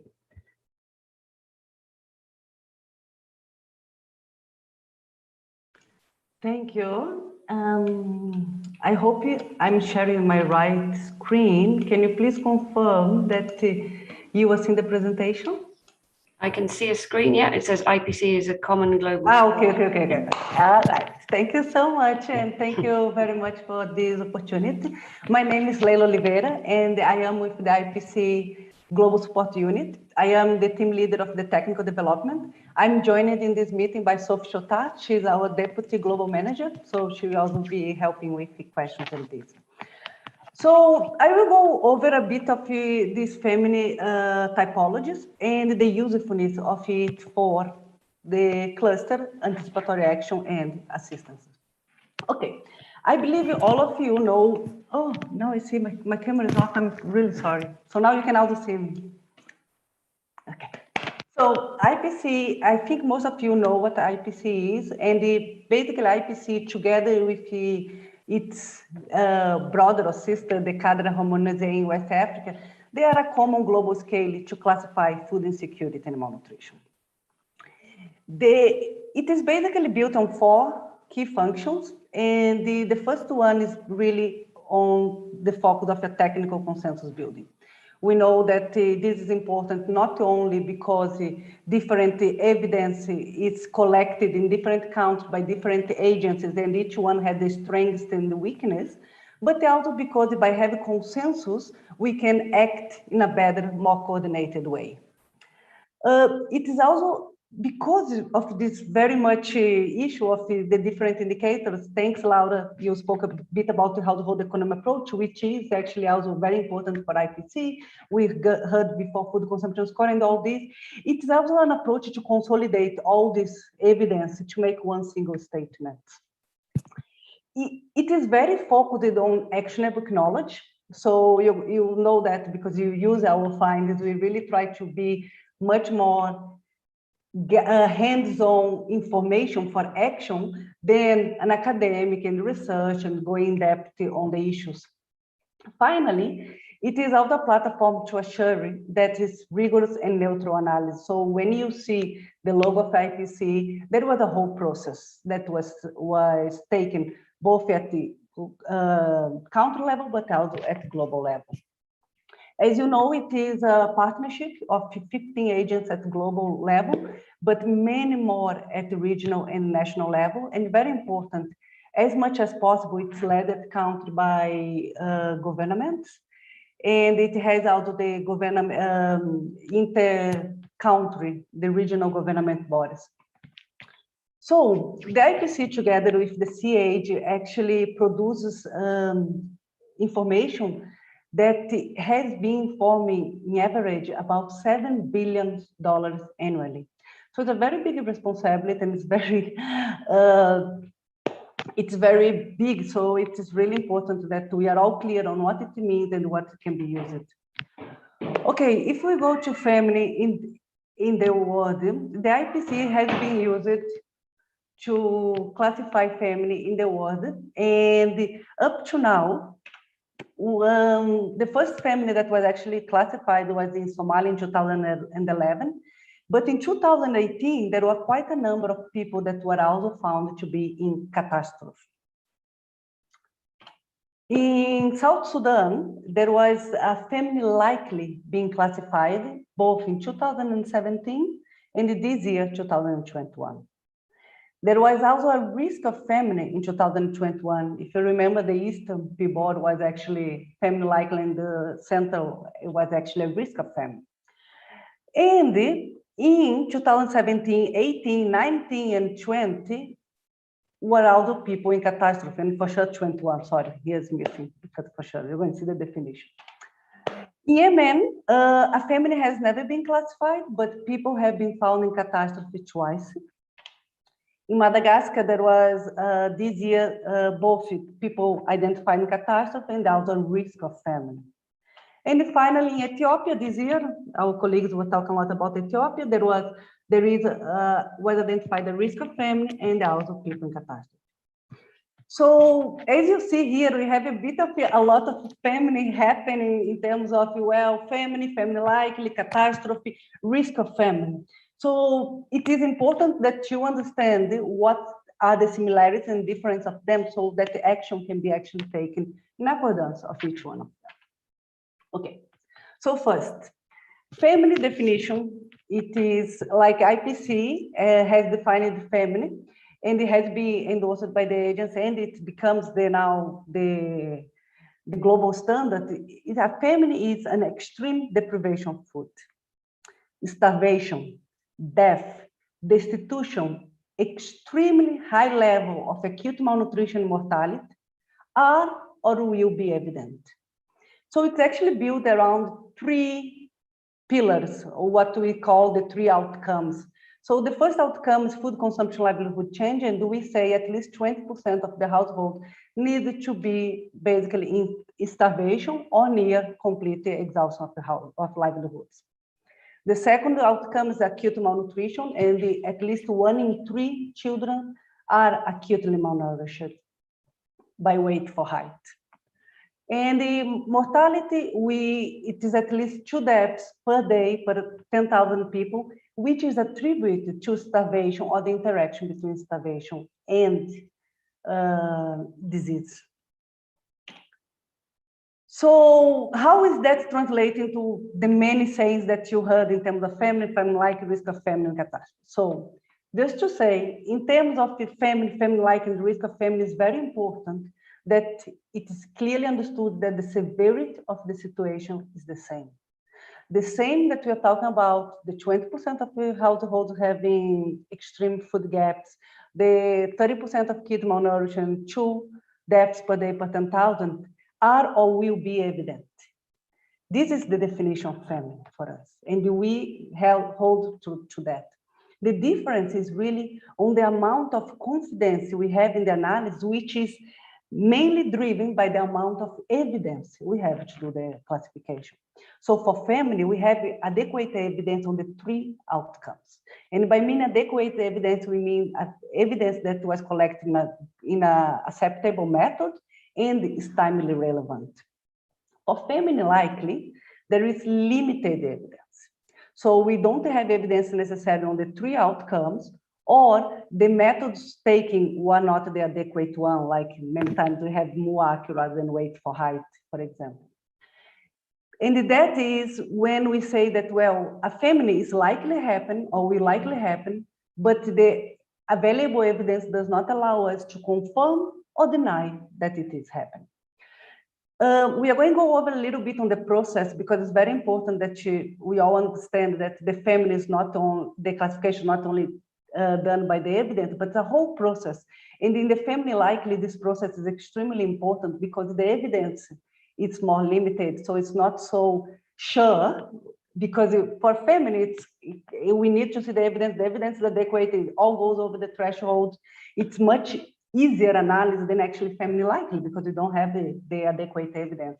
But through that whole process of multiple groups doing the classification, that we come up with a statement, with a classification that we are confident enough to bring up to the world, but highlight that the evidence was not adequate to confirm. Finally, we have this risk of famine. And the risk of famine is very interesting because it was a very decision makers demand driven process. It was not even in the version 3.1 or 3.0 of the manual, and it's not even the 3.1, but once we started to project, and like Laura was saying, projecting is very difficult, we need to think what's the most likely scenario, but we know that in places where famine might happen, the context usually is very volatile. And if things change, actually we might go into famine. And also, it was very necessary because even if it is not the most likely scenario, decision makers need to understand that there is still a reasonable chance that a famine will happen. So this was interesting because we have these two different cases, that's both Ethiopia and Madagascar. But Ethiopia was basically that. A famine was not projected because there was a significant humanitarian food assistance that was assumed to be delivered. But we knew if that assistance was not to be delivered, a famine would probably happen. So that's why we the IPC did not project a famine, but spoke about the risk of famine in Tigray. In Madagascar, the situation is not so volatile, but the situation has been so severe for so long, and it was the amount of populations in phase 5 and the indicators that was actually quite, we don't have to go in detail, but there was some strange behavior with them. We project that a famine would not happen, but we said there is still a reasonable risk that a famine may happen in the future. We are actually conducting a further analysis in Madagascar now to monitor that. Now, these are the three words family. Now, we still have what we say catastrophe, and catastrophe is not an area classification, it's a population classification, it's households classification, and it's only food security classification. While a family is food security, nutrition, and mortality together, the catastrophe will look especially at food consumption, livelihood change. For sure that we also look at nutrition and mortality as contributing indicators, but that's not what's driving. And the catastrophe is really the reference to number of people facing the starvation in the institution, the one that are in IPC phase 5.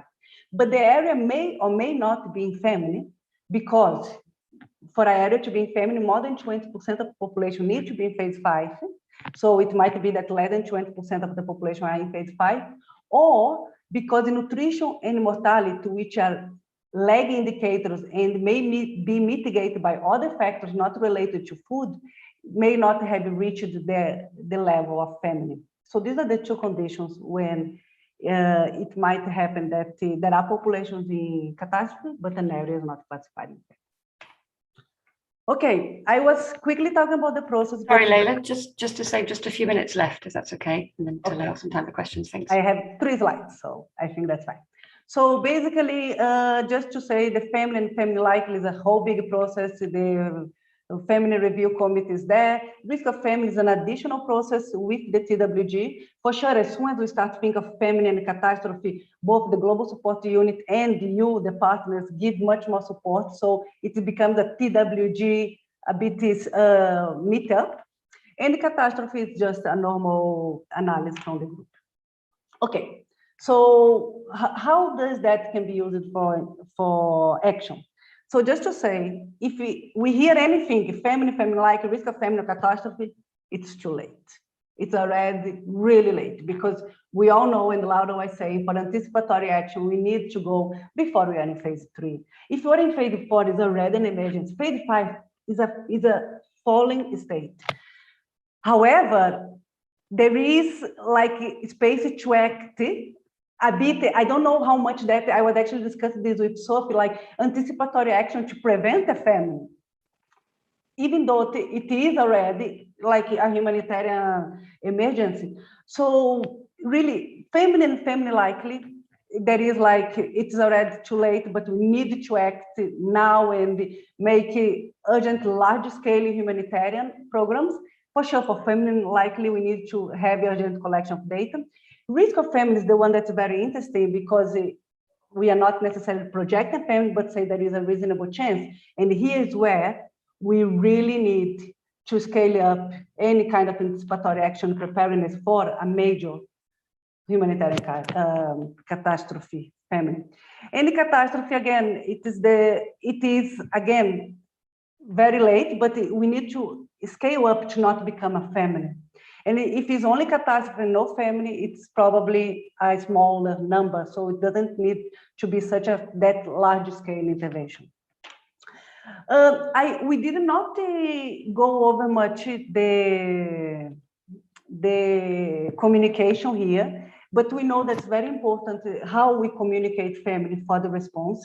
And we are doing a guidelines for that. And we are really hoping that we work with the cluster to also play a role in disseminating and making the link between the analysis and the response. That is still one big area that we in IPC are concerned, and I'm sure you are too, that we need to make that link between the analysis and the response much better, and that will start with a much better communication. Thank you so much. Thank you so much, Leila and Laura. And actually, Leila, the question that came in is actually you've just sort of touched on it now, really, which was particularly around kind of what is the role of the cluster in the IPC. So I think you've touched on some of it now, but maybe you could just elaborate a little bit more in terms of your view. Thank you. And then there's a question for Laura after that. Thank you. Sophie, do you want to take that? Sure. Sophie. I'll take it. It's actually well reflected in the Food Security Cluster Strategic Plan for 2020-22. I can see from top of my head 4 big roles for the cluster, and this is actually being implemented on a daily basis pretty much everywhere where the cluster operates. The first one is on the data that feeds into IPC analysis. The cluster has a key role in supporting data collection, facilitating data collection, and then making sure that the data is shared in time for IPC analysis. As Leila said, IPC analysis is based on all the data collected by different partners. So that's one important point. On the data, the cluster has a particularly important role when it comes to the data on humanitarian food assistance. As you know, we do take into account humanitarian food assistance when countries conduct IPC analysis, and the cluster has a key role to play in consolidating the data and making sure it's available on time. The second one is on participation and partners' engagement in IPC processes. It is very important that not only cluster coordinators and relevant colleagues take part in the whole process, but make sure we have an inclusive process and that all other relevant stakeholders, including NGOs and local NGOs, have an opportunity to take part in the analysis process. The more people, the better, the more expertise, the more we can capture, especially the knowledge of the local context, which is really important when we conduct an IPC analysis. The third one is on the response analysis. As you know, when IPC findings are produced, they really give broad orientations on the types of response that are required. But the step after that is to engage the people more engaged in programming and planning to do response analysis. So we see also the cluster playing a big role in that.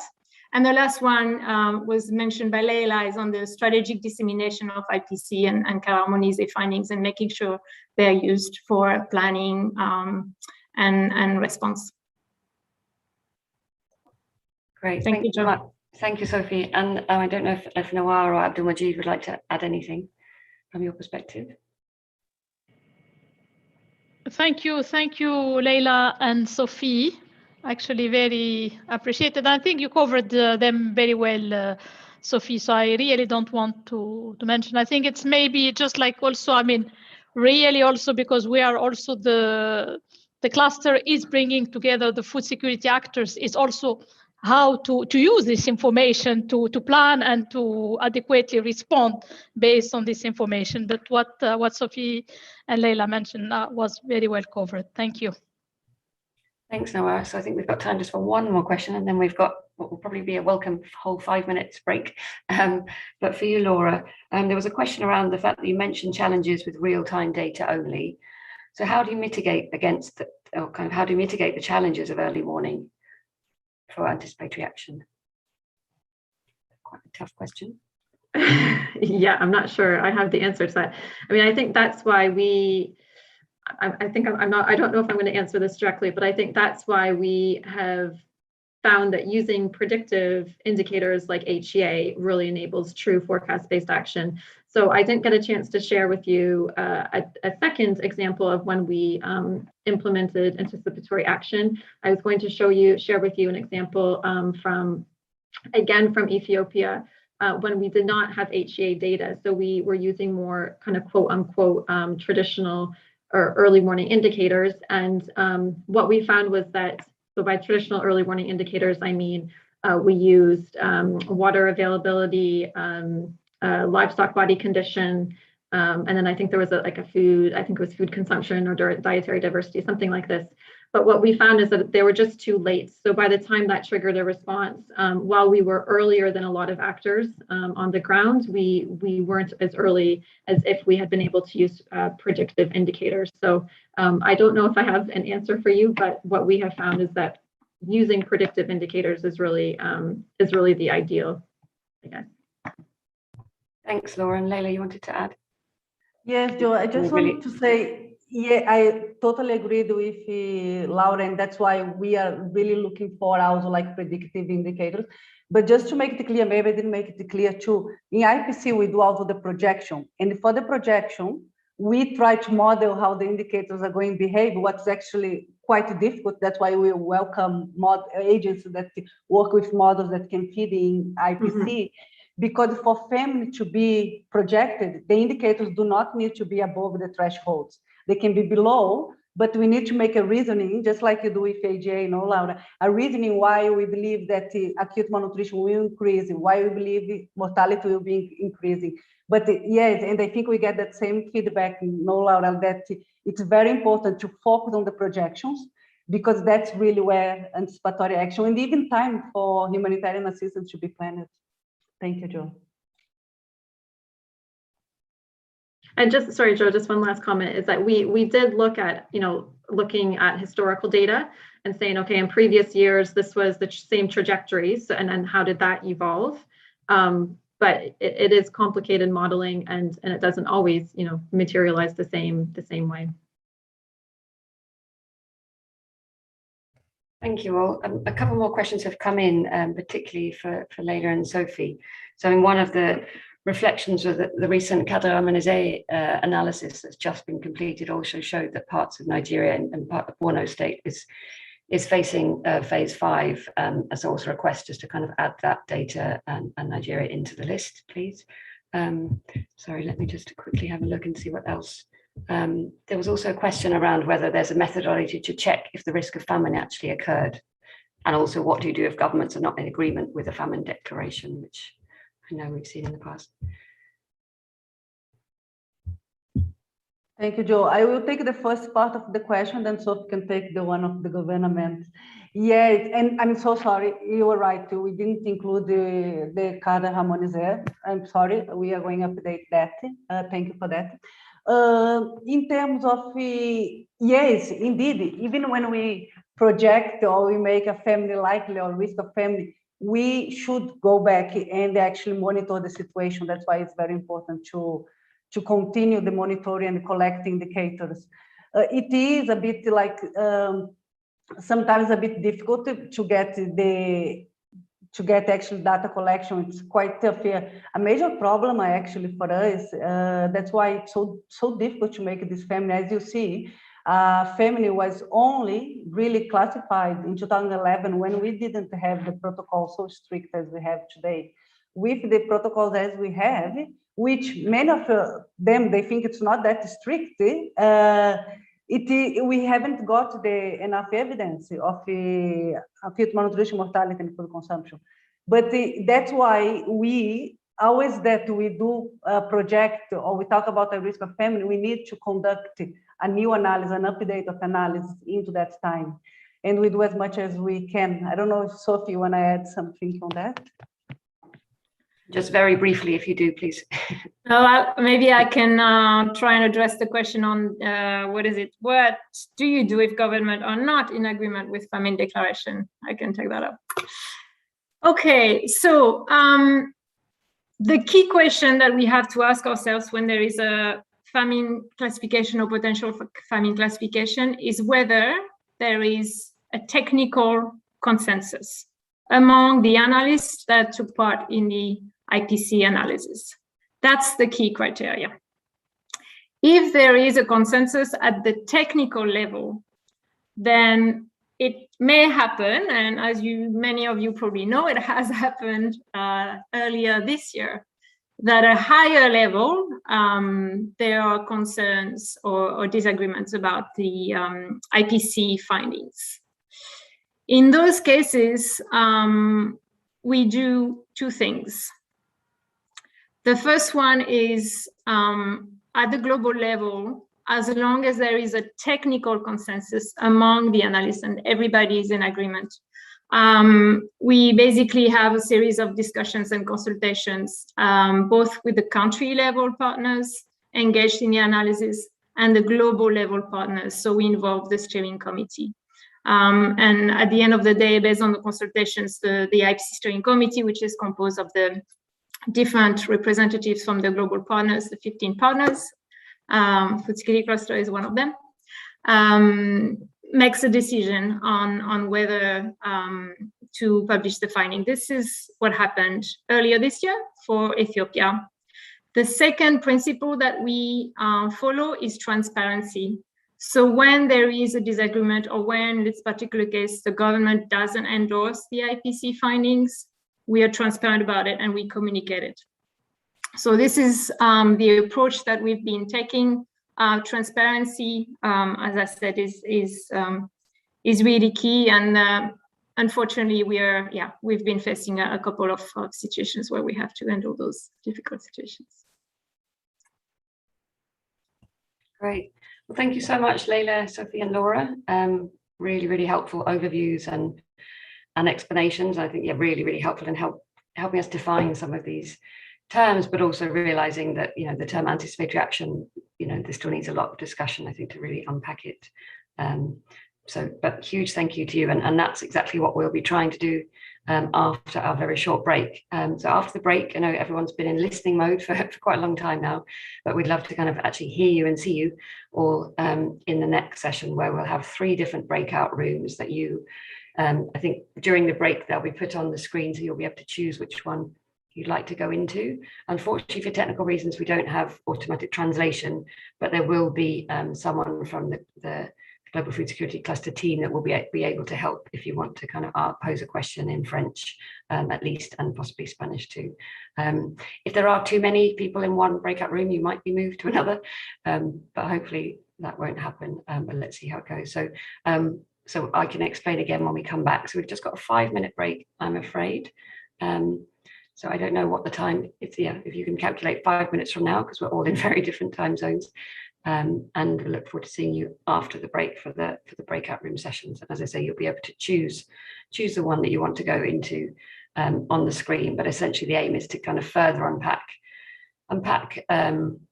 the relationship between the food security cluster coordination system and humanity and anticipatory action. So there's 3 different topics that are on the screen now. So the facilitators will introduce themselves and the session 2 in that room, and then we'll hear back from each in the plenary before we close. Thanks very much, and have a nice few minutes break.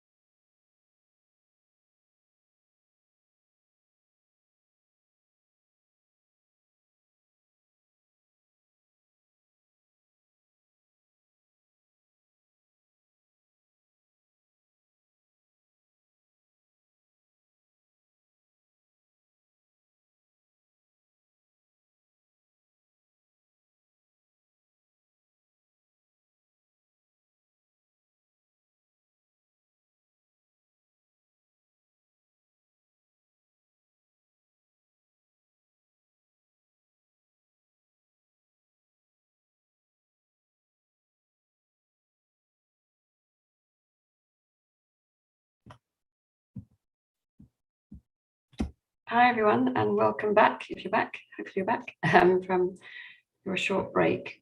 Just waiting for the breakout rooms to be on screen so that you can choose. So they should be appearing shortly. So please just bear with us for another minute or so.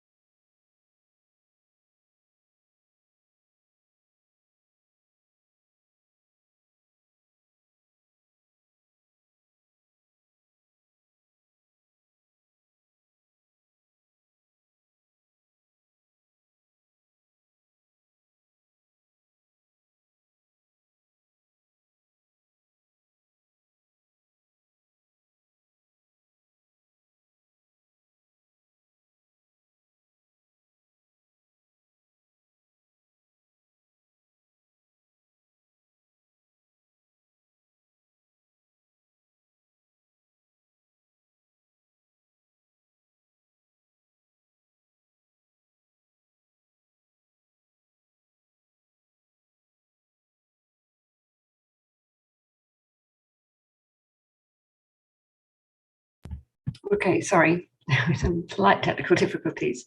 So if you go to the bottom right-hand screen, you should see the three dots that say more. And if you open it, it should say breakout rooms, or it should be on your screen now. But if you scroll down, which is what I hadn't understood, if you scroll down, you'll see the three options for the room 1, room 2, and room 3, and a button just to click on to join. So please do choose one and click on one. I see some have already, so you're faster than me. And please do, if you can, and if your connection will support it, please do put on your camera and share your views, because it's our meeting as partners. So please, we'd love to hear all your thoughts. So I hope you're all able to look for a room and find it a lot faster than I did. So your breakout room facilitators will introduce themselves and explain the process, and then we'll hear back from you all in around 25 minutes.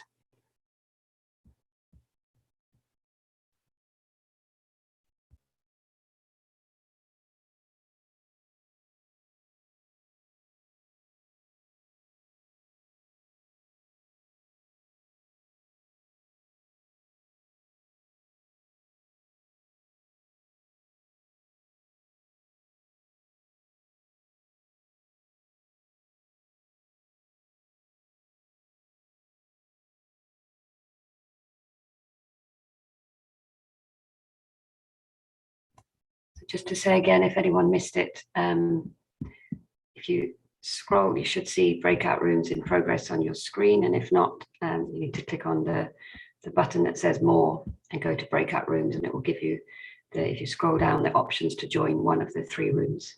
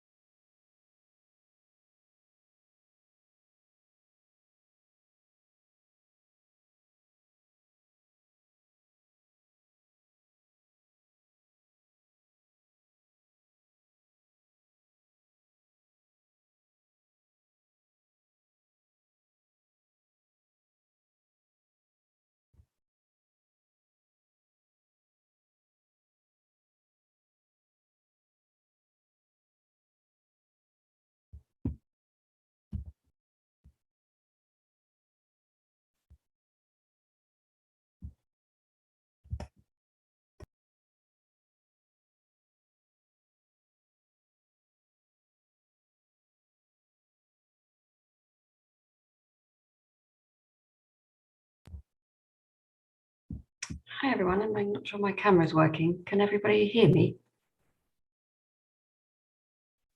We can hear you.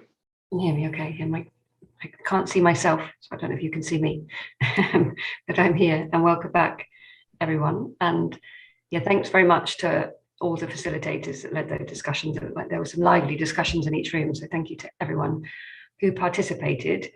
We're going to have about 10 minutes per room to feedback and to hear kind of what your takeaways were. Can I just check with room 2 who your rapporteur is, please?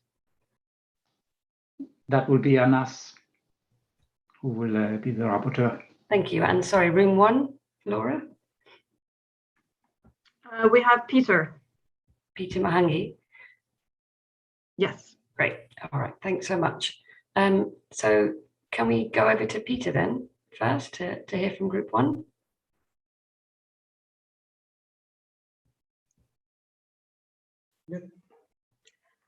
Thank you, Joe. I'll present on behalf of Group 1. We went through practical examples for prevention of food insecurity, and we grouped our discussion into 3.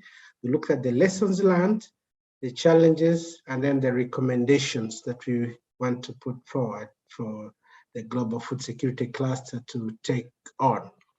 So from the lessons learned, we thought a good context analysis is very important for us to be able to then look into the issues that you need to tackle to address when you're looking at food insecurity. So that's going to be important, and it will require some resources to do that. We also said you need to really understand the drivers of food insecurity, and that will help you with developing some of the activities that you want to put in there in our interventions. The other thing was around program design, having some strong program design that has elements of both the immediate food security action that you want to take, but also to incorporate some risk reduction and some resilience building activities, which are critical if you're going to really address the root causes of food insecurity. And then there was a comment from also that you really need to know who the other actors are. And this is where the whole idea of the nexus programming, development, humanitarian programming comes in, that you need to know who all the other actors are and what role they can play in the whole intervention to address these sort of food insecurities. And we all said that there are so many examples out there that you can draw on, you can learn from, things that have not worked well in the past that you need to rectify, but also plenty of things that have worked very well. We had the example from Laura and what they're doing in Ethiopia in anticipatory actions. How do you bring those into play and utilize them? So that was from the lessons learned. Then then we talked about the challenges that that we face in this attempt to address the whole thing around prevention of food insecurity. And one was that you don't have a lot of donors that are keen to support anticipatory action funding, and that's something that we will look into addressing. There was an issue around the localization of aid. How can you bring in more local actors to play a stronger role where they have more sustainability and a better connection with the communities? Then we also talked about the lack of predictable funding, and I think that I've already mentioned there. And then we said maybe you can look at things like crisis modifiers, where you have a percentage of total funding that could be allocated to dealing with resilience issues or recovery, as opposed to just addressing the immediate food security situation. Then the other thing was that there has been a challenge around having good predictive analysis, especially with the kind of early warning systems we have.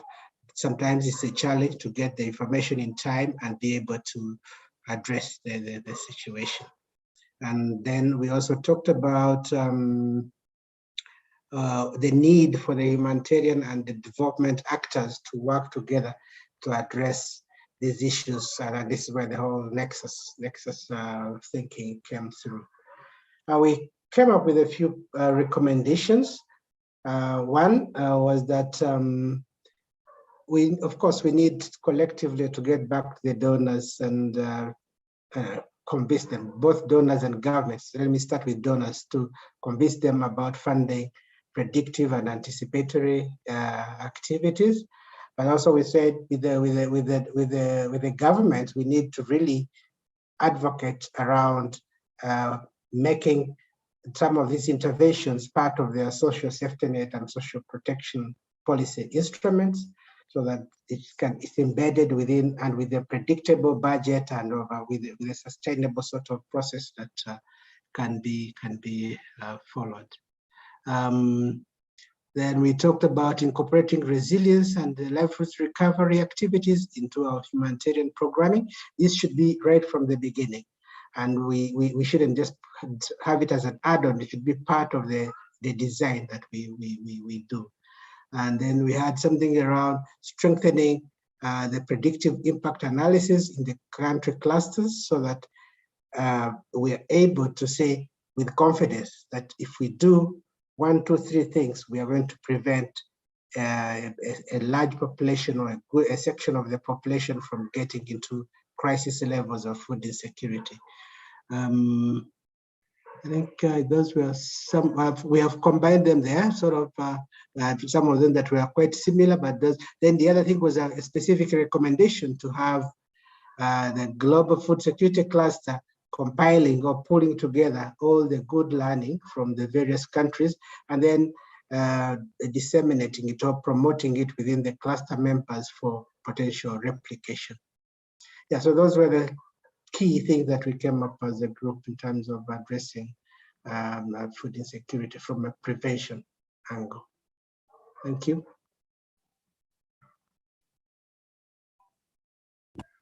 Great, thank you so much, Peter and Group One. Yeah, lots lots there, and obviously around the key need to actually really plan for it and design it in, and to link between humanitarian development actors. But really, very helpful. Thank you so much. Over to group 2, if that's okay. I believe your rapporteur is Anas Mohammed.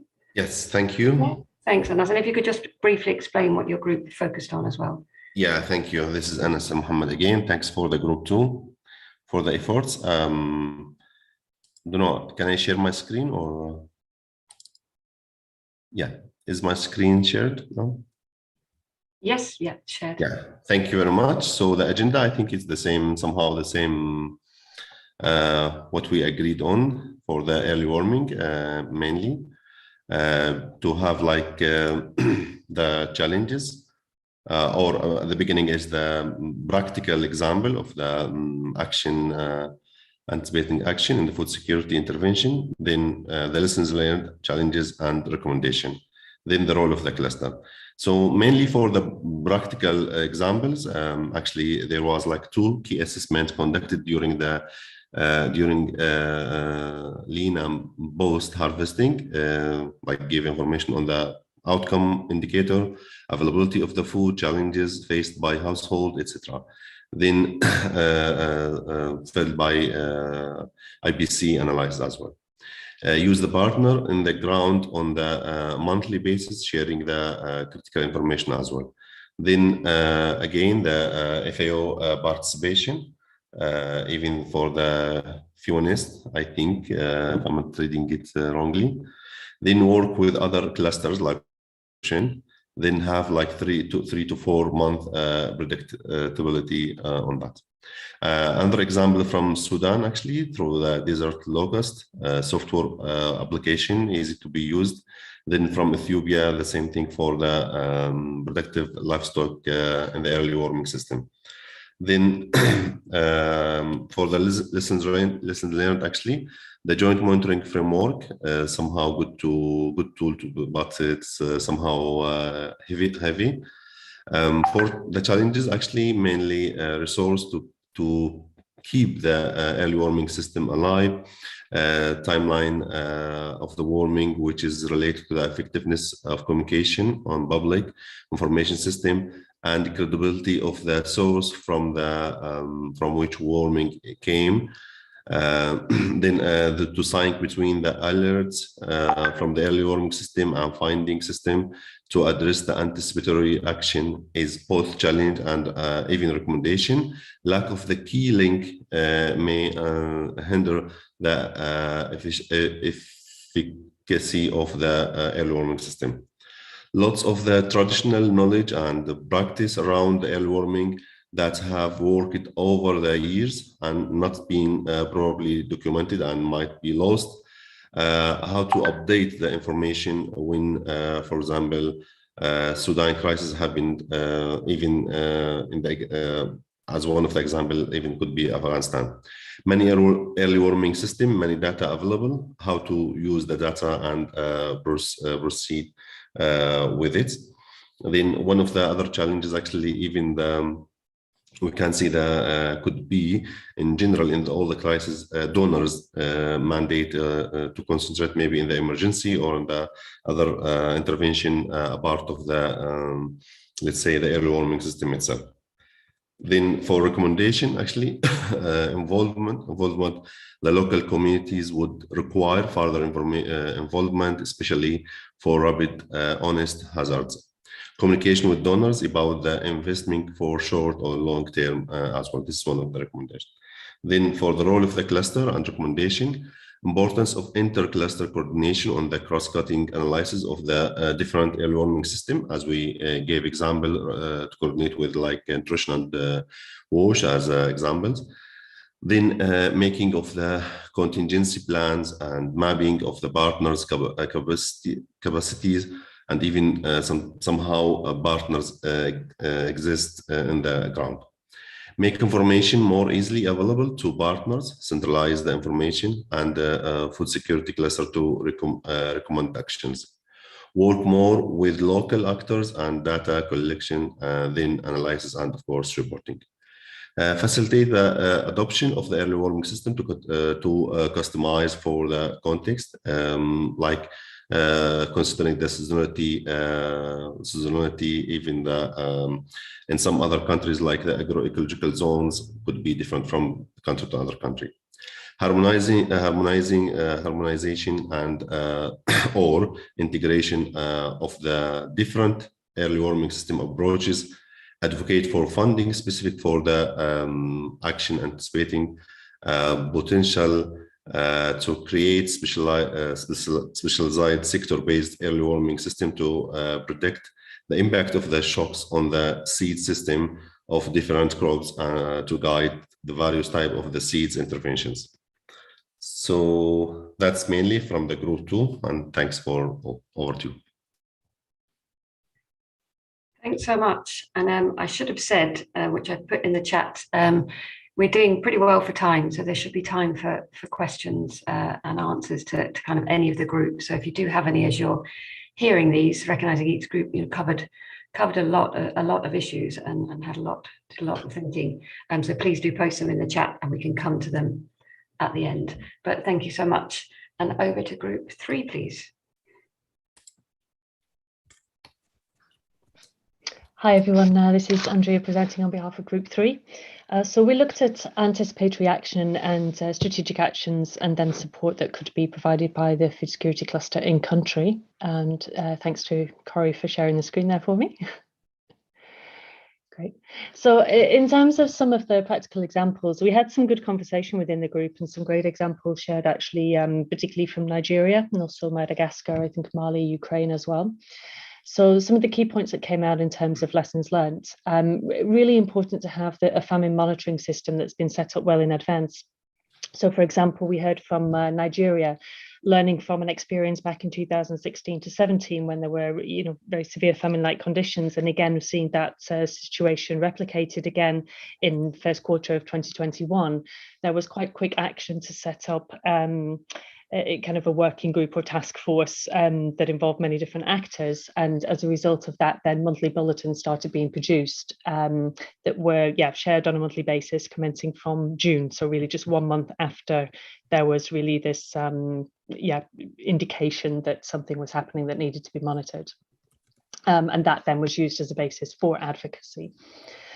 Also really important to engage local stakeholders and communities early, so that they have really a core role in gathering and sharing information and can really start to tell the story early, even if it's anecdotally.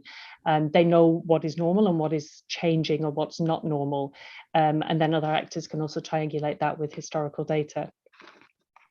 And then thirdly, the importance of involving other sectors in the response and targeting areas based on nutrition data.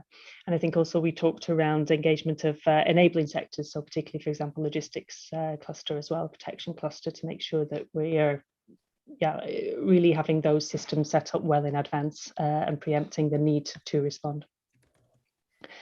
In terms of challenges, some of the key areas that came out.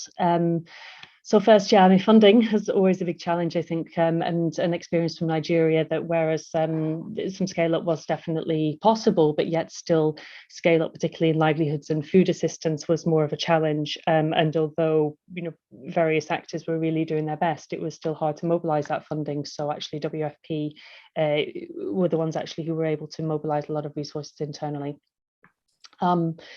There also, I think, some challenges in terms of delays with SFPs due to insecurity. So despite planning having been done in advance, we're still operating in a very volatile dynamic context. And so, that can create some challenges as well. There's an additional workload brought together in all of this, of course, bringing together different partners and those enabling sectors. So it does create quite a demand on commitments of partners and also human resources that are available from various partners that needs to be factored into part of the planning as well. And decision making can still take too long, whilst we have to really work on a no regrets basis. So try to be fast and decisive, I guess, as quickly as possible in these scenarios.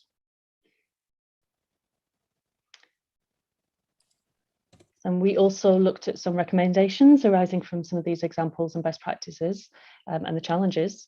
So yeah, really important to start well in advance, as it takes time to start monitoring if the early warning is not already there.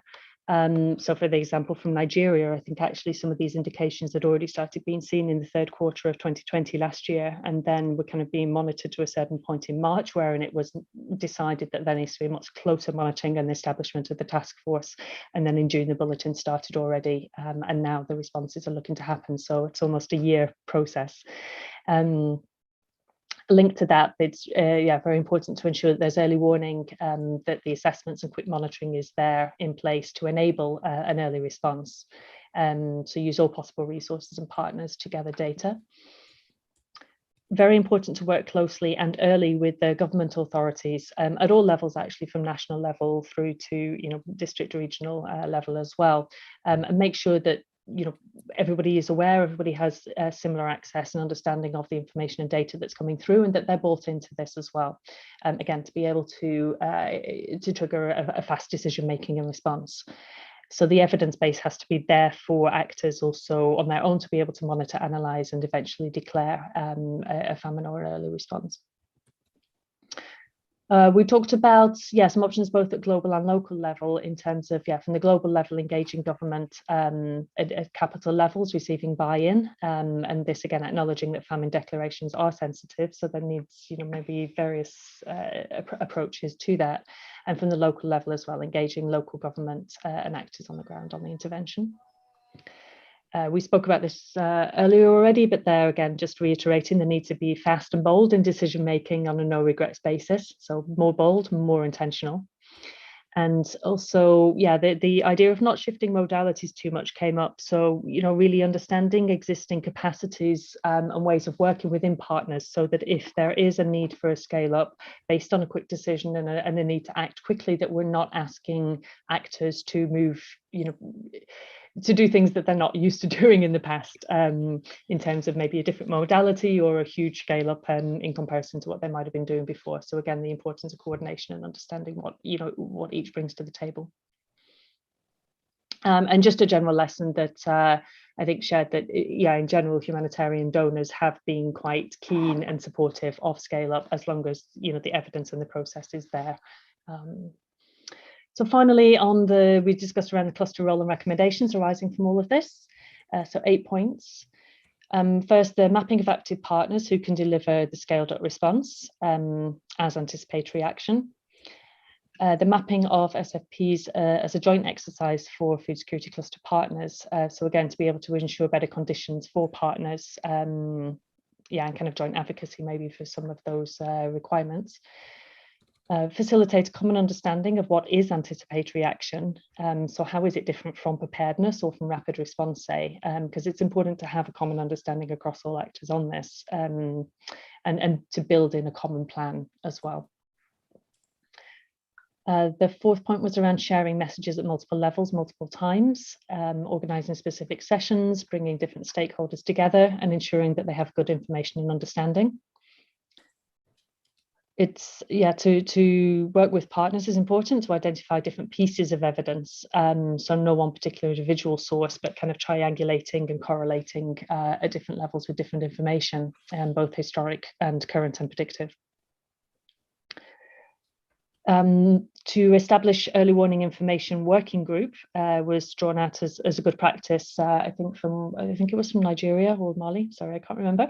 So I gather it was a good practice of kind of cutting across sectors and cutting across actors as well, from line ministries and different organisations specialised in different technical themes to kind of bring people together specifically to focus on that early warning work, to analyse information on IPC4 areas and to provide recommendations for anticipatory response that can go forward then to the next point, which is around advocacy and fundraising, using that information and recommendations arising from the working group. And then finally, as mentioned before, that the cluster can definitely support in facilitating coordination between sectors, so particularly nutrition, wash and health, protection also mentioned, and with those enabling sectors, so logistics, security, etc., to allow for a scale up. So thank you, and colleagues from Group 3, please feel free to speak up if I missed anything there. Thank you so much. And thank you again to all of the facilitators, so to Laura from Save the Children, Thomas from NRC, and Corey from CRS for facilitating those, and also to the rapporteurs. Thank you so much. There aren't any questions. I just wanted to mention a couple of points. I mean, for me, across all three, there were some really key kind of themes coming out. Obviously, the need to start early and plan and contingency planning and start as early as possible. The need to engage local actors, both communities and local governments. The need to collaborate both with a range of kind of multi-sector stakeholders, but also service providers, and across the kind of humanitarian development divide. And the need to have fast decision making and clear communication. So yeah, it seemed like there were some kind of key elements that came out through all the three groups were really, really helpful. And thank you so much. And thank you to all the speakers today. It's quite amazing that it's only been a few hours, and I think we got through a lot. And thank you very much for your kind of continued participation. So I think we can end in just a moment. I just wanted to quickly highlight again what's coming tomorrow.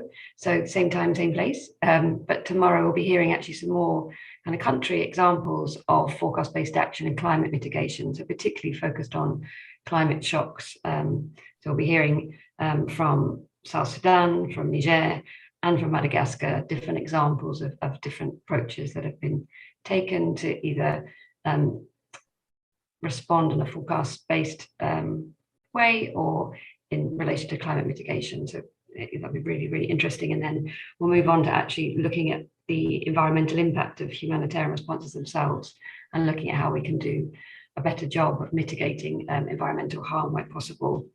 And then we'll be hearing from the Strategic Advisory Group to hear about, thank you for sharing that, to hear an update on the strategic support that we provided. And then we'll hear from the incoming Strategic Advisory Group members and those who are finishing their term with us. So that's tomorrow. So really exciting, some really, really great presentations from a range of contexts. So we very much hope to see you back here at the same time tomorrow. And thank you again to all the speakers and to everybody for your continued participation. And we look forward to a great session tomorrow again. Thank you very much, everyone.